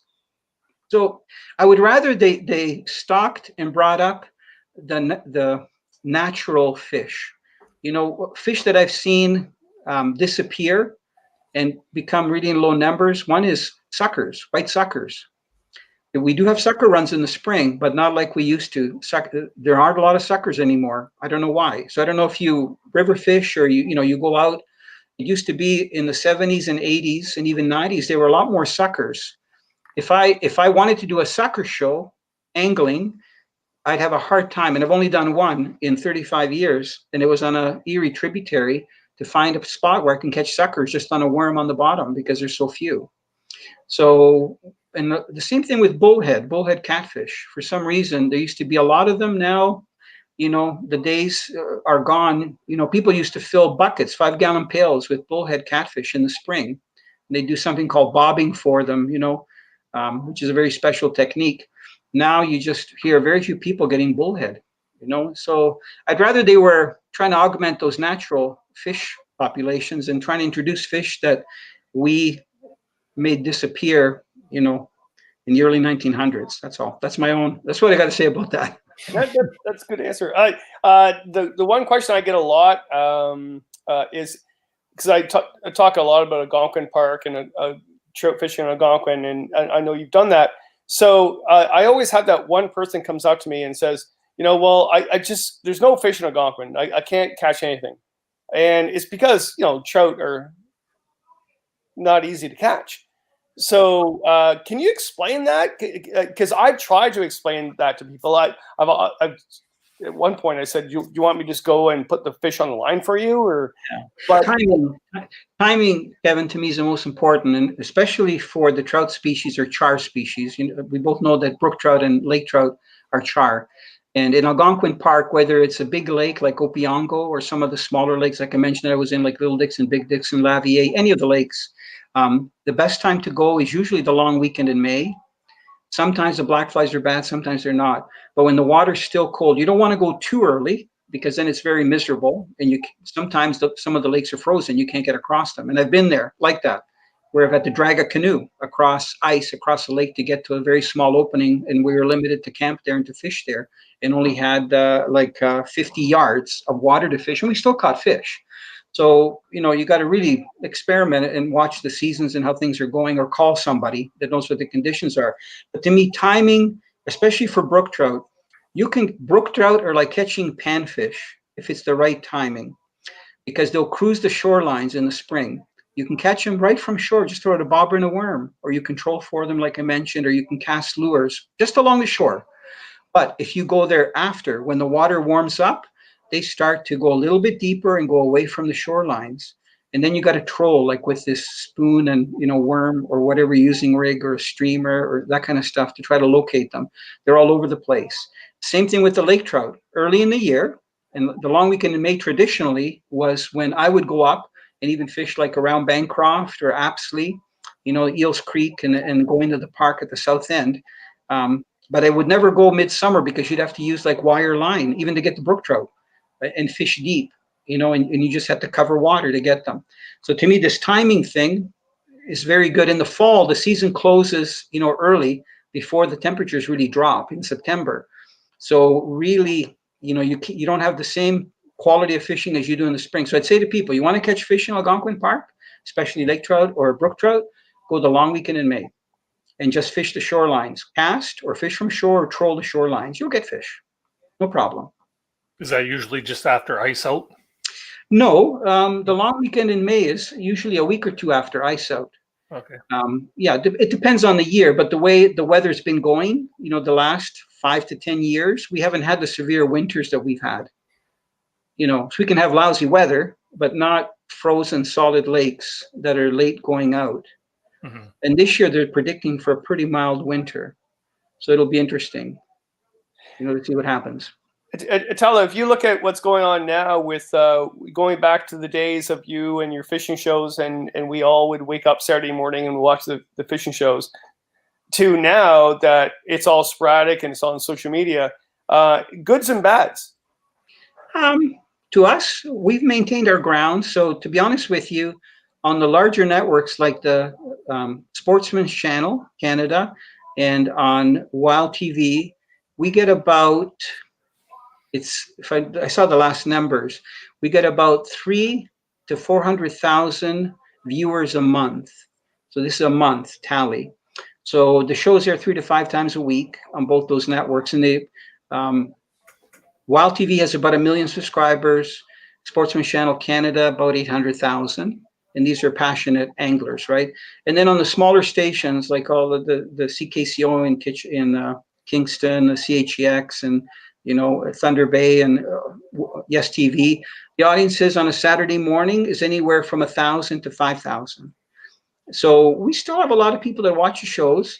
I find that especially when you get into more isolated areas, like when we were in Terrace, BC, and we were filming there in August with the Bear Reel group, and I shot both Here's a Catch and Canadian Sport Fishing. We're seen in Terrace and in Kitimat, and the number of viewers there are really high, and a lot of them watch TV. So they don't do so much on the internet and stuff. They still watch their local station for the news and everything. So that's kind of interesting. And then, of course, because we have the YouTube channel, we get anywhere from 40 to 60,000 people watching our myriad of short videos, long videos, half-an-hour shows a month, 40 to 60,000. So there's still lots. And I can gauge it by the number of people that interact, how many questions I answer every day, on all the different social media. So maybe there's too much stuff, because I don't know how people decide what they're going to watch. I know if you go on YouTube and you type in fishing, there are millions of pages that you can go to, and and everything from girls in bikinis, if that's what you want to see, holding fish up and catching fish, to guys that are giving tips and everything else. I think it's good. I just don't know how people choose what they decide to watch, because there's so much out there. I've been around long enough. I call myself a dinosaur, that and I have such an odd name. I'm not like Joe or Bill or Pat or Kevin or Dennis or Adrian. It's Italo, right? And it was funny that Colin McLaren, I said to him, when he said you should be on TV, I said, well, should I have like a stage name? He said, no, don't ever change your name. Everybody will remember it. It's so different. So, because some people have like a writer, they'll have like a alias or a stage name, right? What about skill set? Have you found that the skills have changed through the years from back in the 70s? That there's more or less or middle ground, or what? You're talking for the average fisherman? Yeah. The average fisherman, or the new fishermen or average fishermen, especially if they're younger and they're on social media and they're on the internet, I think regard fishing and being able to catch fish as getting fast food from a McDonald's, that you order it and you get it and you enjoy it. So they think that by going to social media and seeing where people are catching fish, or trying to figure out where, that they can go there and catch fish. And I tell people that you can be in the best spot, but if it's the wrong time, or you don't have the knowledge of how to catch the fish, what they're doing at that time of the year, especially for the different species of fish.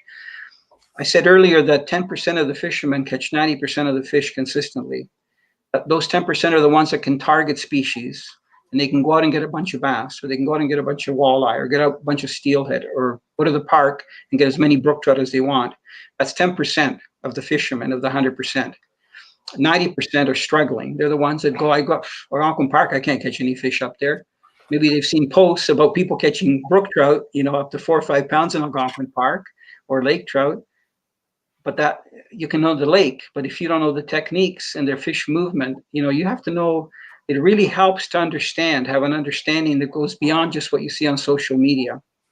Well, so what does that take then? Does it take time? Does it take patience? Does it take skill set? What does it take to actually get those fish? Skill. You want to learn to play the piano? You got to practice, and you got to practice right.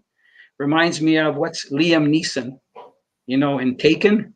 I have a certain skill sets, right? He's very good at what he does because he's practiced it all his life. The movie I'm talking about, right? It's a very famous line when he's talking to the people that have kidnapped his daughter. So to me, how do you get those skill sets? You have to do the research on the fish that you want to fish for the most, and you have to try to understand its movements, right from how they spawn, what their diet is, how their diet changes over the season, because they can be like gypsies that move from feeding on mayflies that are hatching and invertebrates to fishing on suspended ciscos in open water as deep as 100 feet, 10, 15 feet below the surface, or feeding at night, being on a kernel population on a lake where you can see them and you won't catch one fish, but as soon as it starts to get dark, you can get one fish after the other. So those are you have to understand, that understanding comes from learning and from wanting to learn. You just can't go out and do. Good example is golf. If I haven't taught for a while, a CGTF, the Canadian Federation certified teacher for golf, and people would come up to me and say, I want to be a better golfer. And I would give them the instruction, and I would try to tell them how to hold a club properly and how to do a proper swing, and everything else that goes in the golf swing. And they would do well while we would do the lesson. And I'd say, if you want to become better, you have to practice what I taught you, whether you like the way it feels or not. You have to practice it like 2-3 times a week. You can't just take a lesson and then do nothing and then go golfing on Saturday and just do whatever you did before. So in fishing, it's kind of the same thing. When you pick up all that information, you got to put it to use. We did a series. It was called Secret Strategies. And I should have given one of them away, Dennis, maybe in the future. It's their DVDs, and it's a 4 DVD set. The Secret Strategy series was pre all the social media and the internet. We traveled all across Ontario as far as North Bay, and we would have 2,000 or 3,000 people that would pay $20 a ticket to listen to us do a 2 or 3 hour presentation. And we had the old projector, with the blue, red, and green, projecting. Yeah. Those are dinosaurs, right? So we had this big presentation in very large halls, where you had banquet halls. And we taught something called SMARTS, and it was an acronym. SMART stood for SMARTS. Study, make a plan, approach, try again, success. The SMART system. We explained each step. So just because you did everything right and you didn't have success, you got to keep doing it. You got to keep doing it at a different spot until you experience success. So it's very disciplined, and there's some type of fishing, like, the Adrian that we had on earlier, if you steelhead fish, the discipline and the details in steelhead fishing, the reel and rod that you use, the line, the leader, the size of the leader, the hook, the where you make your drift, how you make your drift, just like such a discipline. It's a real discipline for someone to get really good at it. They spend their lifetime refining that, and that goes for any kind of fishing. I don't care if it's somebody on Stony Lake that has a cottage and wants to understand how to catch more panfish or bigger panfish, So to me, it's not a simple thing. You can just go out and, if the success doesn't matter, you can just go out and have some nice time on the water. If you get a fish, great. If you don't, great. But if you want to become a better fisherman, it takes a lot of work, just like any other skill.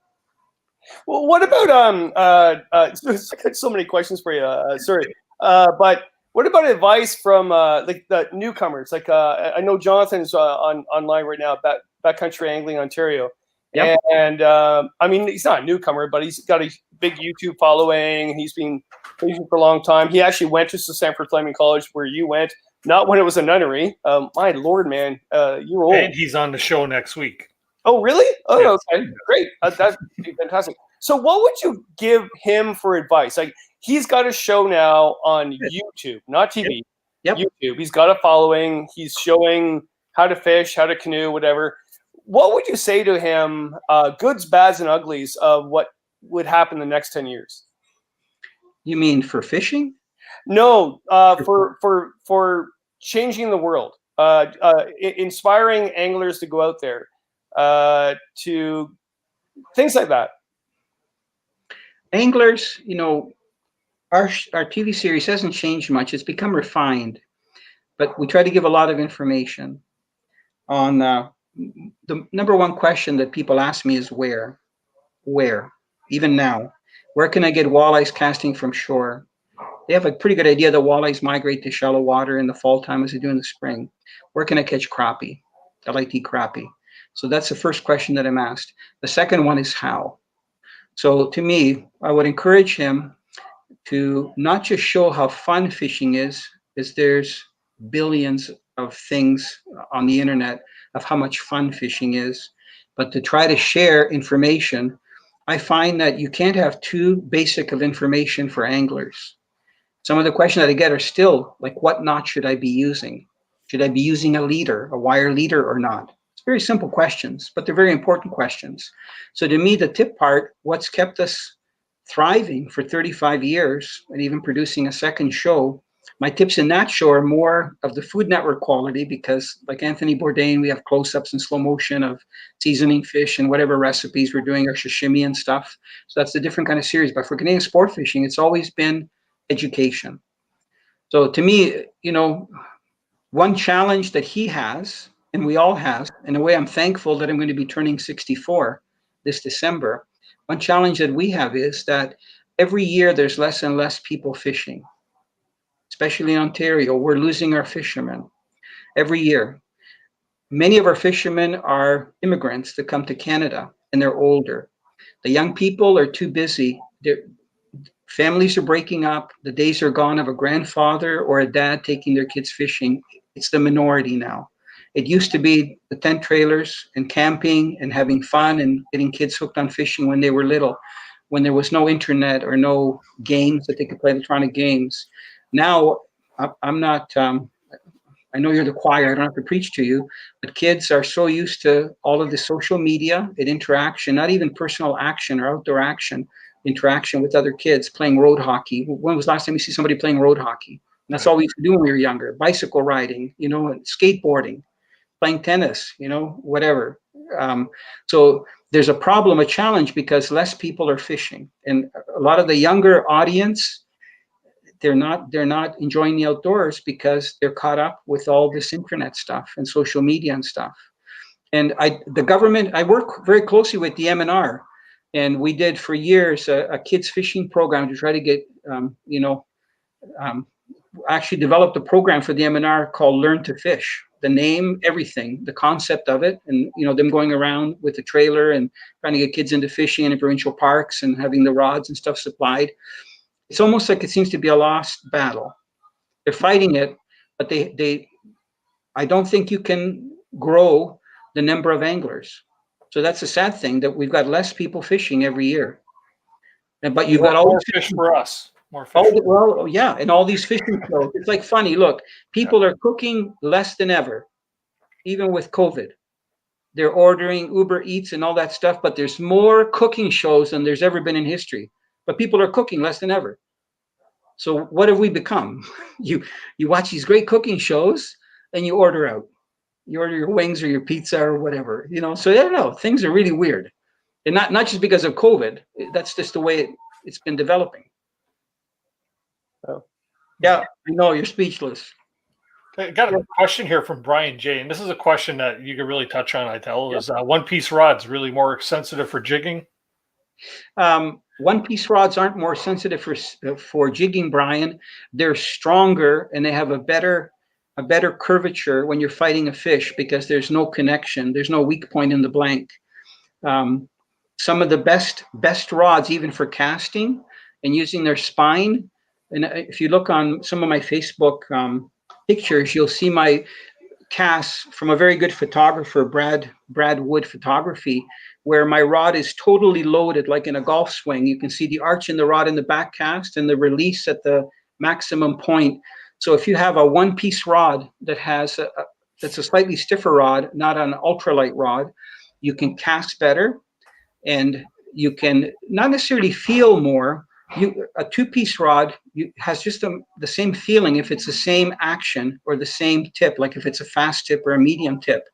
But where the difference comes in is in fighting the fish, Sensitivity, there probably is a little bit more sensitivity because the especially with braided line, the whatever you feel is translated up the line and up the blank, because the blank is one piece. There's no furl connection, because where the furl is, it's a joint.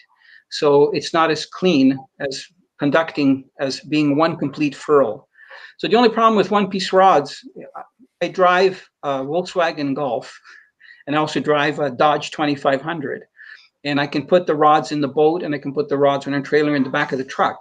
But it's very hard for me. I use steelhead rods that are 13 and 15 feet, but they're 3-4 pieces. And my spinning rods, even when I go on float planes and stuff, are usually 2-piece, and bait casting rods as well, just for being able to transport them. But if I had the choice, all of the rods I would use would be 1-piece because of that casting performance and strength. There's no weak spot. Very good. Italo, I actually hate this question when I'm asked, but I for some reason I'm wanting to ask you, for all your whole career in fishing, Yep. what is the one moment in your life where you were like, I can't believe I'm doing this, and then why am I doing this? And I'll give you 10 seconds to respond. It's not me. It's all, to me, it's all natural, and I receive it. I was in northern India, and someone paid a lot of money to fish with me, about $10,000 to fly to India. He worked for a financial company, and he was in his 70s. And we were in northern India in the greater Himalayas, and I wanted him to catch these golden mahseer, like 15 to 40 pounds on a 4-weight and 5-weight fly rod. And he did that. And we only fished together for 3 days. And I'll answer the pike question in a minute, Dennis. Mm-hmm. And he kept saying to me, Italo, I feel like I'm in a Brad Pitt movie. So he was so overwhelmed from being in northern India with all these women in saris and all these Indians, looking at us as we're Anglos, and we're fly fishing in the Tirtan Valley, trying to get these golden mahseers and brown trout and rainbow trout. So it wasn't me, it was him. That, every day, for 3 days, he'd say, I'm like in a Brad Pitt movie, like this is like, I can't believe this, that I'm here in India and fishing with you and stuff. So to me, wow moments, most of my wow moments have been close to death. So, and that would be a whole other show, like being off the coast of Nicaragua in a perfect storm. I don't know if you saw the movie, The Perfect Storm. Have you seen, Kevin, the movie, The Perfect Storm? Yeah. We were in a perfect storm off of Nicaragua with like 50-foot waves. The crew mutinied. We were stranded out in the ocean. Yeah, almost lost our lives. So those are my big wow moments. Yeah. Or being or diving and getting into situations that I shouldn't have been in the open ocean by myself. Yeah. So what were the moments where I should have chosen a different career? No, never. I told Dennis knows I have a strong faith in God. So I believe that he has me doing exactly what I'm doing, and I'm going to be doing it for as long as he wants me to. When he doesn't want me to do it anymore, it'll be pretty clear. So as long as I can do it, I'm going to do it. And people ask me, like, when are you going to retire? And I go, if I retire and I could still do it, it would almost be like being ungrateful to God for what he's given me to do. And Kevin, I got to tell you, my job is not easy. It's not an easy job. So if you're retired, what are you going to do? Go fishing? Yeah, that's what you think. Always keep doing it, right? Yeah, exactly. There's a lot more to it, and people that are with me know what I'm talking about when we're filming and stuff. Yeah. It's just a lot of work and long hours, and people get sick and they throw up and they, Okay, let's talk about pike dinks. Yeah, so John from Backcountry Angling Ontario is asking if you're targeting trophy pike in prime spots but only getting dinks, what should you do to try and break through? Move. Pike, they're for fish, any fish in general. There are nursery grounds for fish. There are juvenile grounds for fish. And there are grounds for large, dominant predator fish. The larger pike will eat smaller pike, so they may move in to where you're catching the dinks, but they'll only move in at certain times when they can grab them easy. So to me, if I'm targeting large pike, it's almost like a musky pattern. You can troll for them. Like right now in the eastern basin of Lake Ontario, the guys that are trolling for the large walleye at the mouth of the St. Lawrence are regularly catching trophy pike over 40 inches, trolling for walleye, catching the odd steelhead, catching the odd salmon even. So to me, it's move. For the biggest pike, you have to fish deeper, not to shallow water. Early in the spring, the large pike that are spawning and that are post-spawn will still be in shallow water, and you can even see them when they're swimming slowly or even laying on the bottom. Fish don't sleep, but they rest. And when fish rest, they're very inactive. But you can still get them to hit, but you got to literally bump them on the head or get them moving, before you cast to them.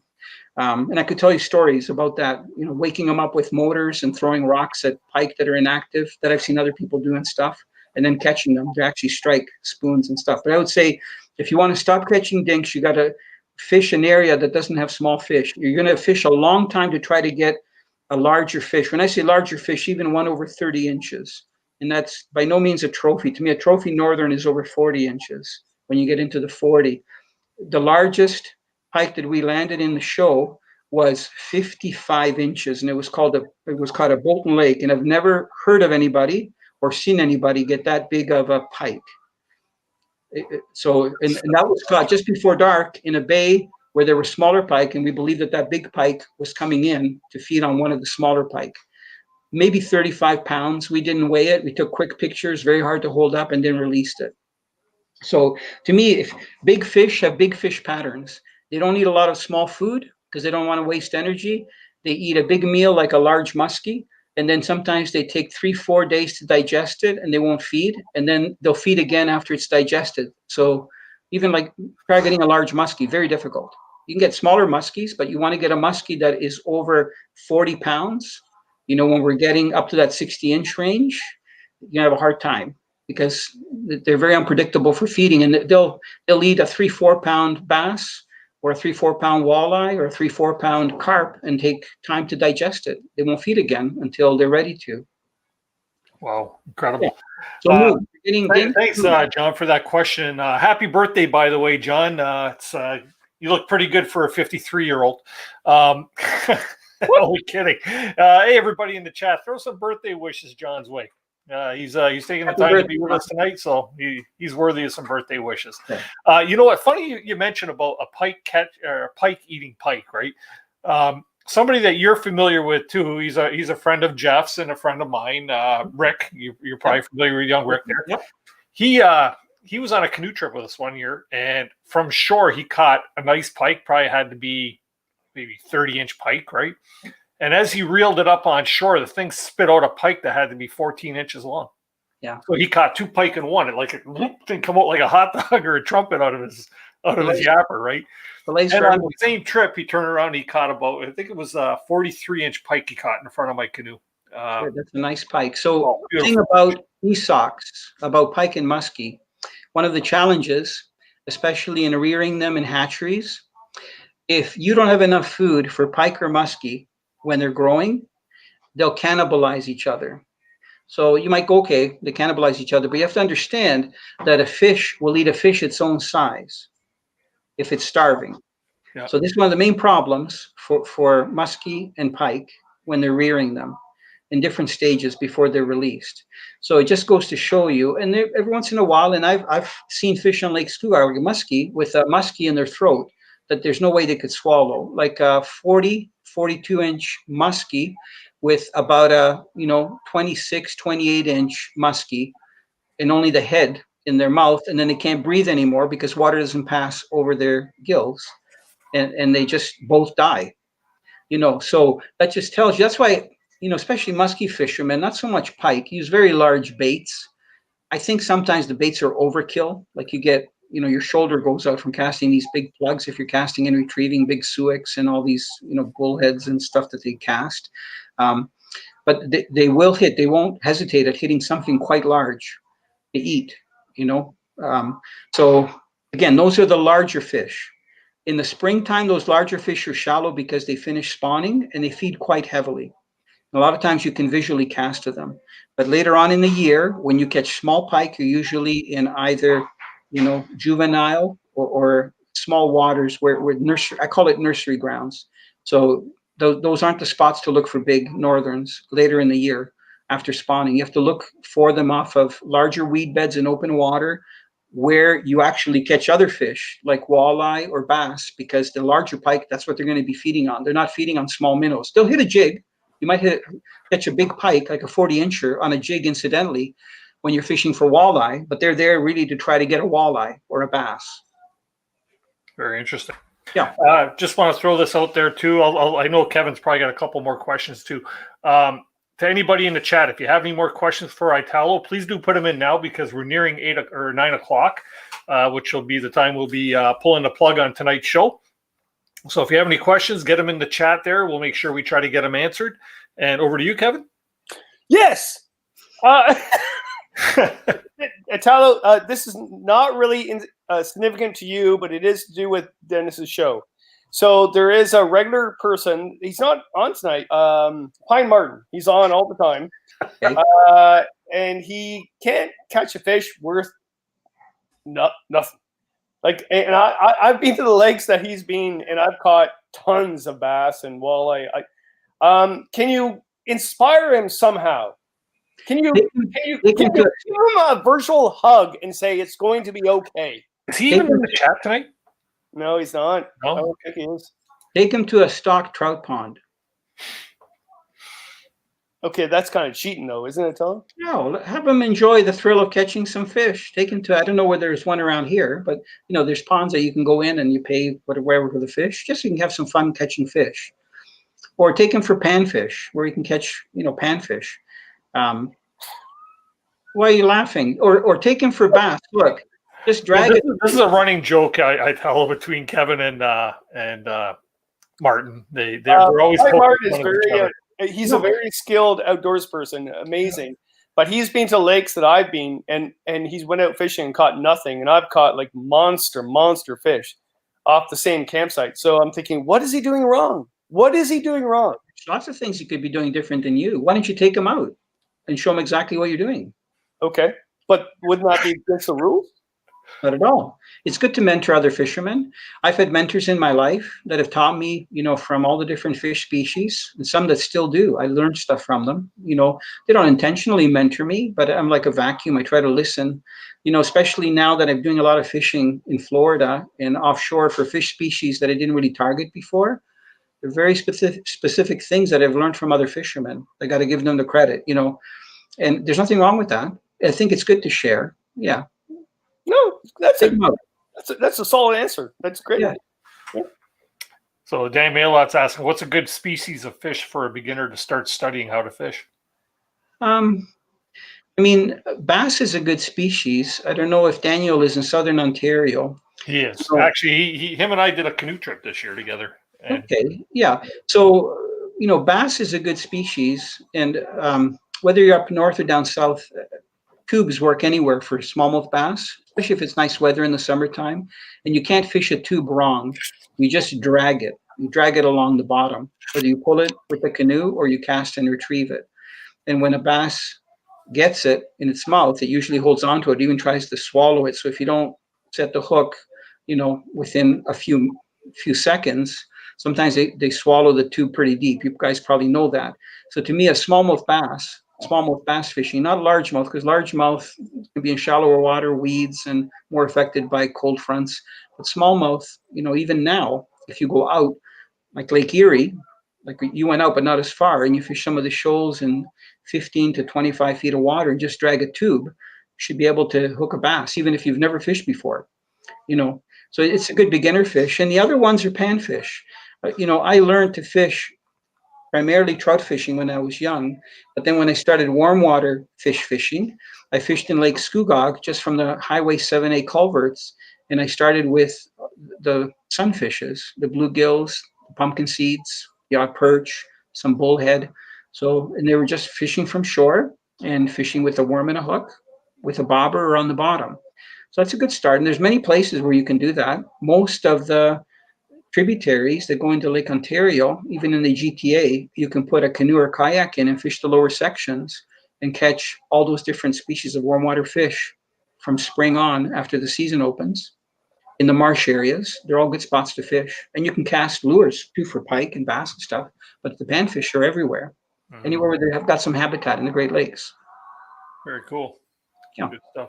Got two more questions here, and then we'll probably wrap up the show for the evening. First one here is from Keith Park asking, Italo, what's your favorite Southern Ontario lake for lake trout? For lake trout, Southern Ontario. Good question. I haven't fished lake trout for a while. I mean, I have, but like Lake Simcoe, which to me, probably the best lake to fish lake trout in Southern Ontario is Lake Simcoe, because they stock a lot of lake trout, and it's a good fishery, and there's some natural reproduction, whether it's in the summertime, trolling, or ice fishing. I have friends, one friend in particular, James Beaupre, if you want to check his posts on Facebook. He's a very good fisherman. He lives in Barrie, Ontario, and I've gone with him. He actually follows the lake trout on Lake Simcoe through the ice. So this isn't canoeing, but you can get them. You can get them in the summertime, no problem. If you've got reasonable weather, jigging or especially in June, or trolling for them. It's a very good lake, but it's a big lake, so it's got its limitations, especially in a small craft. I would probably say Lake Manitou on Manitoulin Island. It's got some of the healthiest lake trout in Ontario, and most of the lake trout that are bred, the eggs come from Lake Manitou on Manitoulin Island. It's a very healthy lake, a lot of lake trout. The other one, and you can fish it even from a canoe, no problem. The smaller lakes are great for lake trout fishing, like in Algonquin Park, but the lake trout are smaller. I mean, they can produce some larger fish. And the other lake, but it's harder to fish, is Temiskaming. So, but that's a bigger lake. So I'd say on the island, on Manitoulin Island, and not that many people fish seriously, especially from Southern Ontario, drive up there to fish. It's very good fishing for lake trout. Very good. Thank you. And one final question for tonight is from actually Andrew Fishing. He knows you're a big multi-species guy, but if you could only target one fish, which would it be and why? Anywhere in the world, Andrew, or just Ontario? Let's go with Ontario. Ontario? It looks like he's holding a nice speckle there. Yeah, that's a nice speckle for Ontario. If it's a natural, especially if it's a natural fish, not a stocked fish. I learned how to fish on a stream. I love the sound of rushing water. So it would probably be steelhead. But the problem with steelhead is that it's a limited time of year, right? You get them in the spring or in the wintertime from like, my steelhead fishing starts in like November or October and ends in about March, April. I don't fish after the normal season opens. So I love river fishing.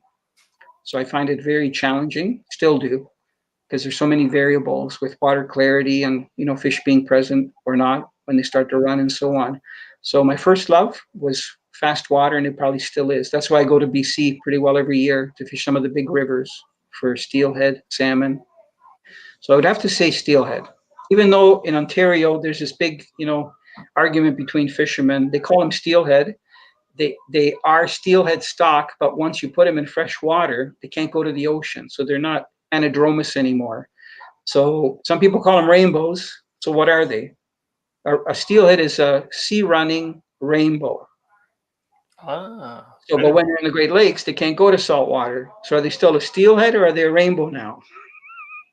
I'll leave that to you guys. There we go. Awesome. Yeah. Well, you know what?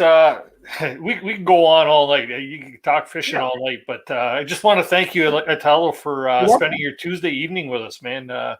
Answered some great questions and really brought light to what you do. Good. Thank you. Yeah. Stick around after the show. After the show is done, I just want to have a little chat with you. Sure. And I see we got somebody in the basement that probably wants to ask you a couple questions too off in the green room there. To everybody that watched tonight in the chat, thanks very much for tuning in again. It was a great Tuesday night show. Once again, thank you very much. Your questions always make these shows much better. That's why I put these things on, is so that you can get to know these personalities and these topics a little better. So your questions, like I say, are always welcome. Thank you very much for doing that. Dennis, this is fantastic. Seriously. Yeah. He's scared the crap out of me, Kevin. No, he knows Tyler knows what he's talking about. I've been watching him on TV for a long time, but now I get to know that he actually knows his crap. Like, he knows what he's talking about. He does. Yeah. You don't catch as many fish as he does by not knowing your crap. So I encourage everybody to check out Canadian Sport Fishing. Check out the Canadian Sport Fishing website. check him out on YouTube under Italo Labignan, I believe. Yep. The links are down below in the description of the video, so make sure you check that out. And of course, his Facebook and Instagram. This guy is tuned in for social media. So yeah, I wish I had that much time to be able to do that. So keep it up, Italo. It keeps us all informed. And he knows what he's talking about. He does know what he's talking about for sure. Just remember, next week on the show, we have John and Aaron on from Backcountry Angling Ontario. Check out their YouTube channel now to get caught up on their videos, because he's been posting a lot lately. He's had a lot of good videos coming up. So that's good stuff. And don't forget to hit that subscribe button down below so that you know when we are having these shows, which is every Tuesday night at 7 o'clock. Anyways, everybody, thanks again. Have a great week. Stay safe and healthy. Don't forget, wear your poppy tomorrow. You should have them on today. And thank a veteran for Remembrance Day. 11 o'clock, moment of silence. Anyways, everybody, keep the adventures alive and have a good one. Good night. Till next No week. one knows what he's talking about.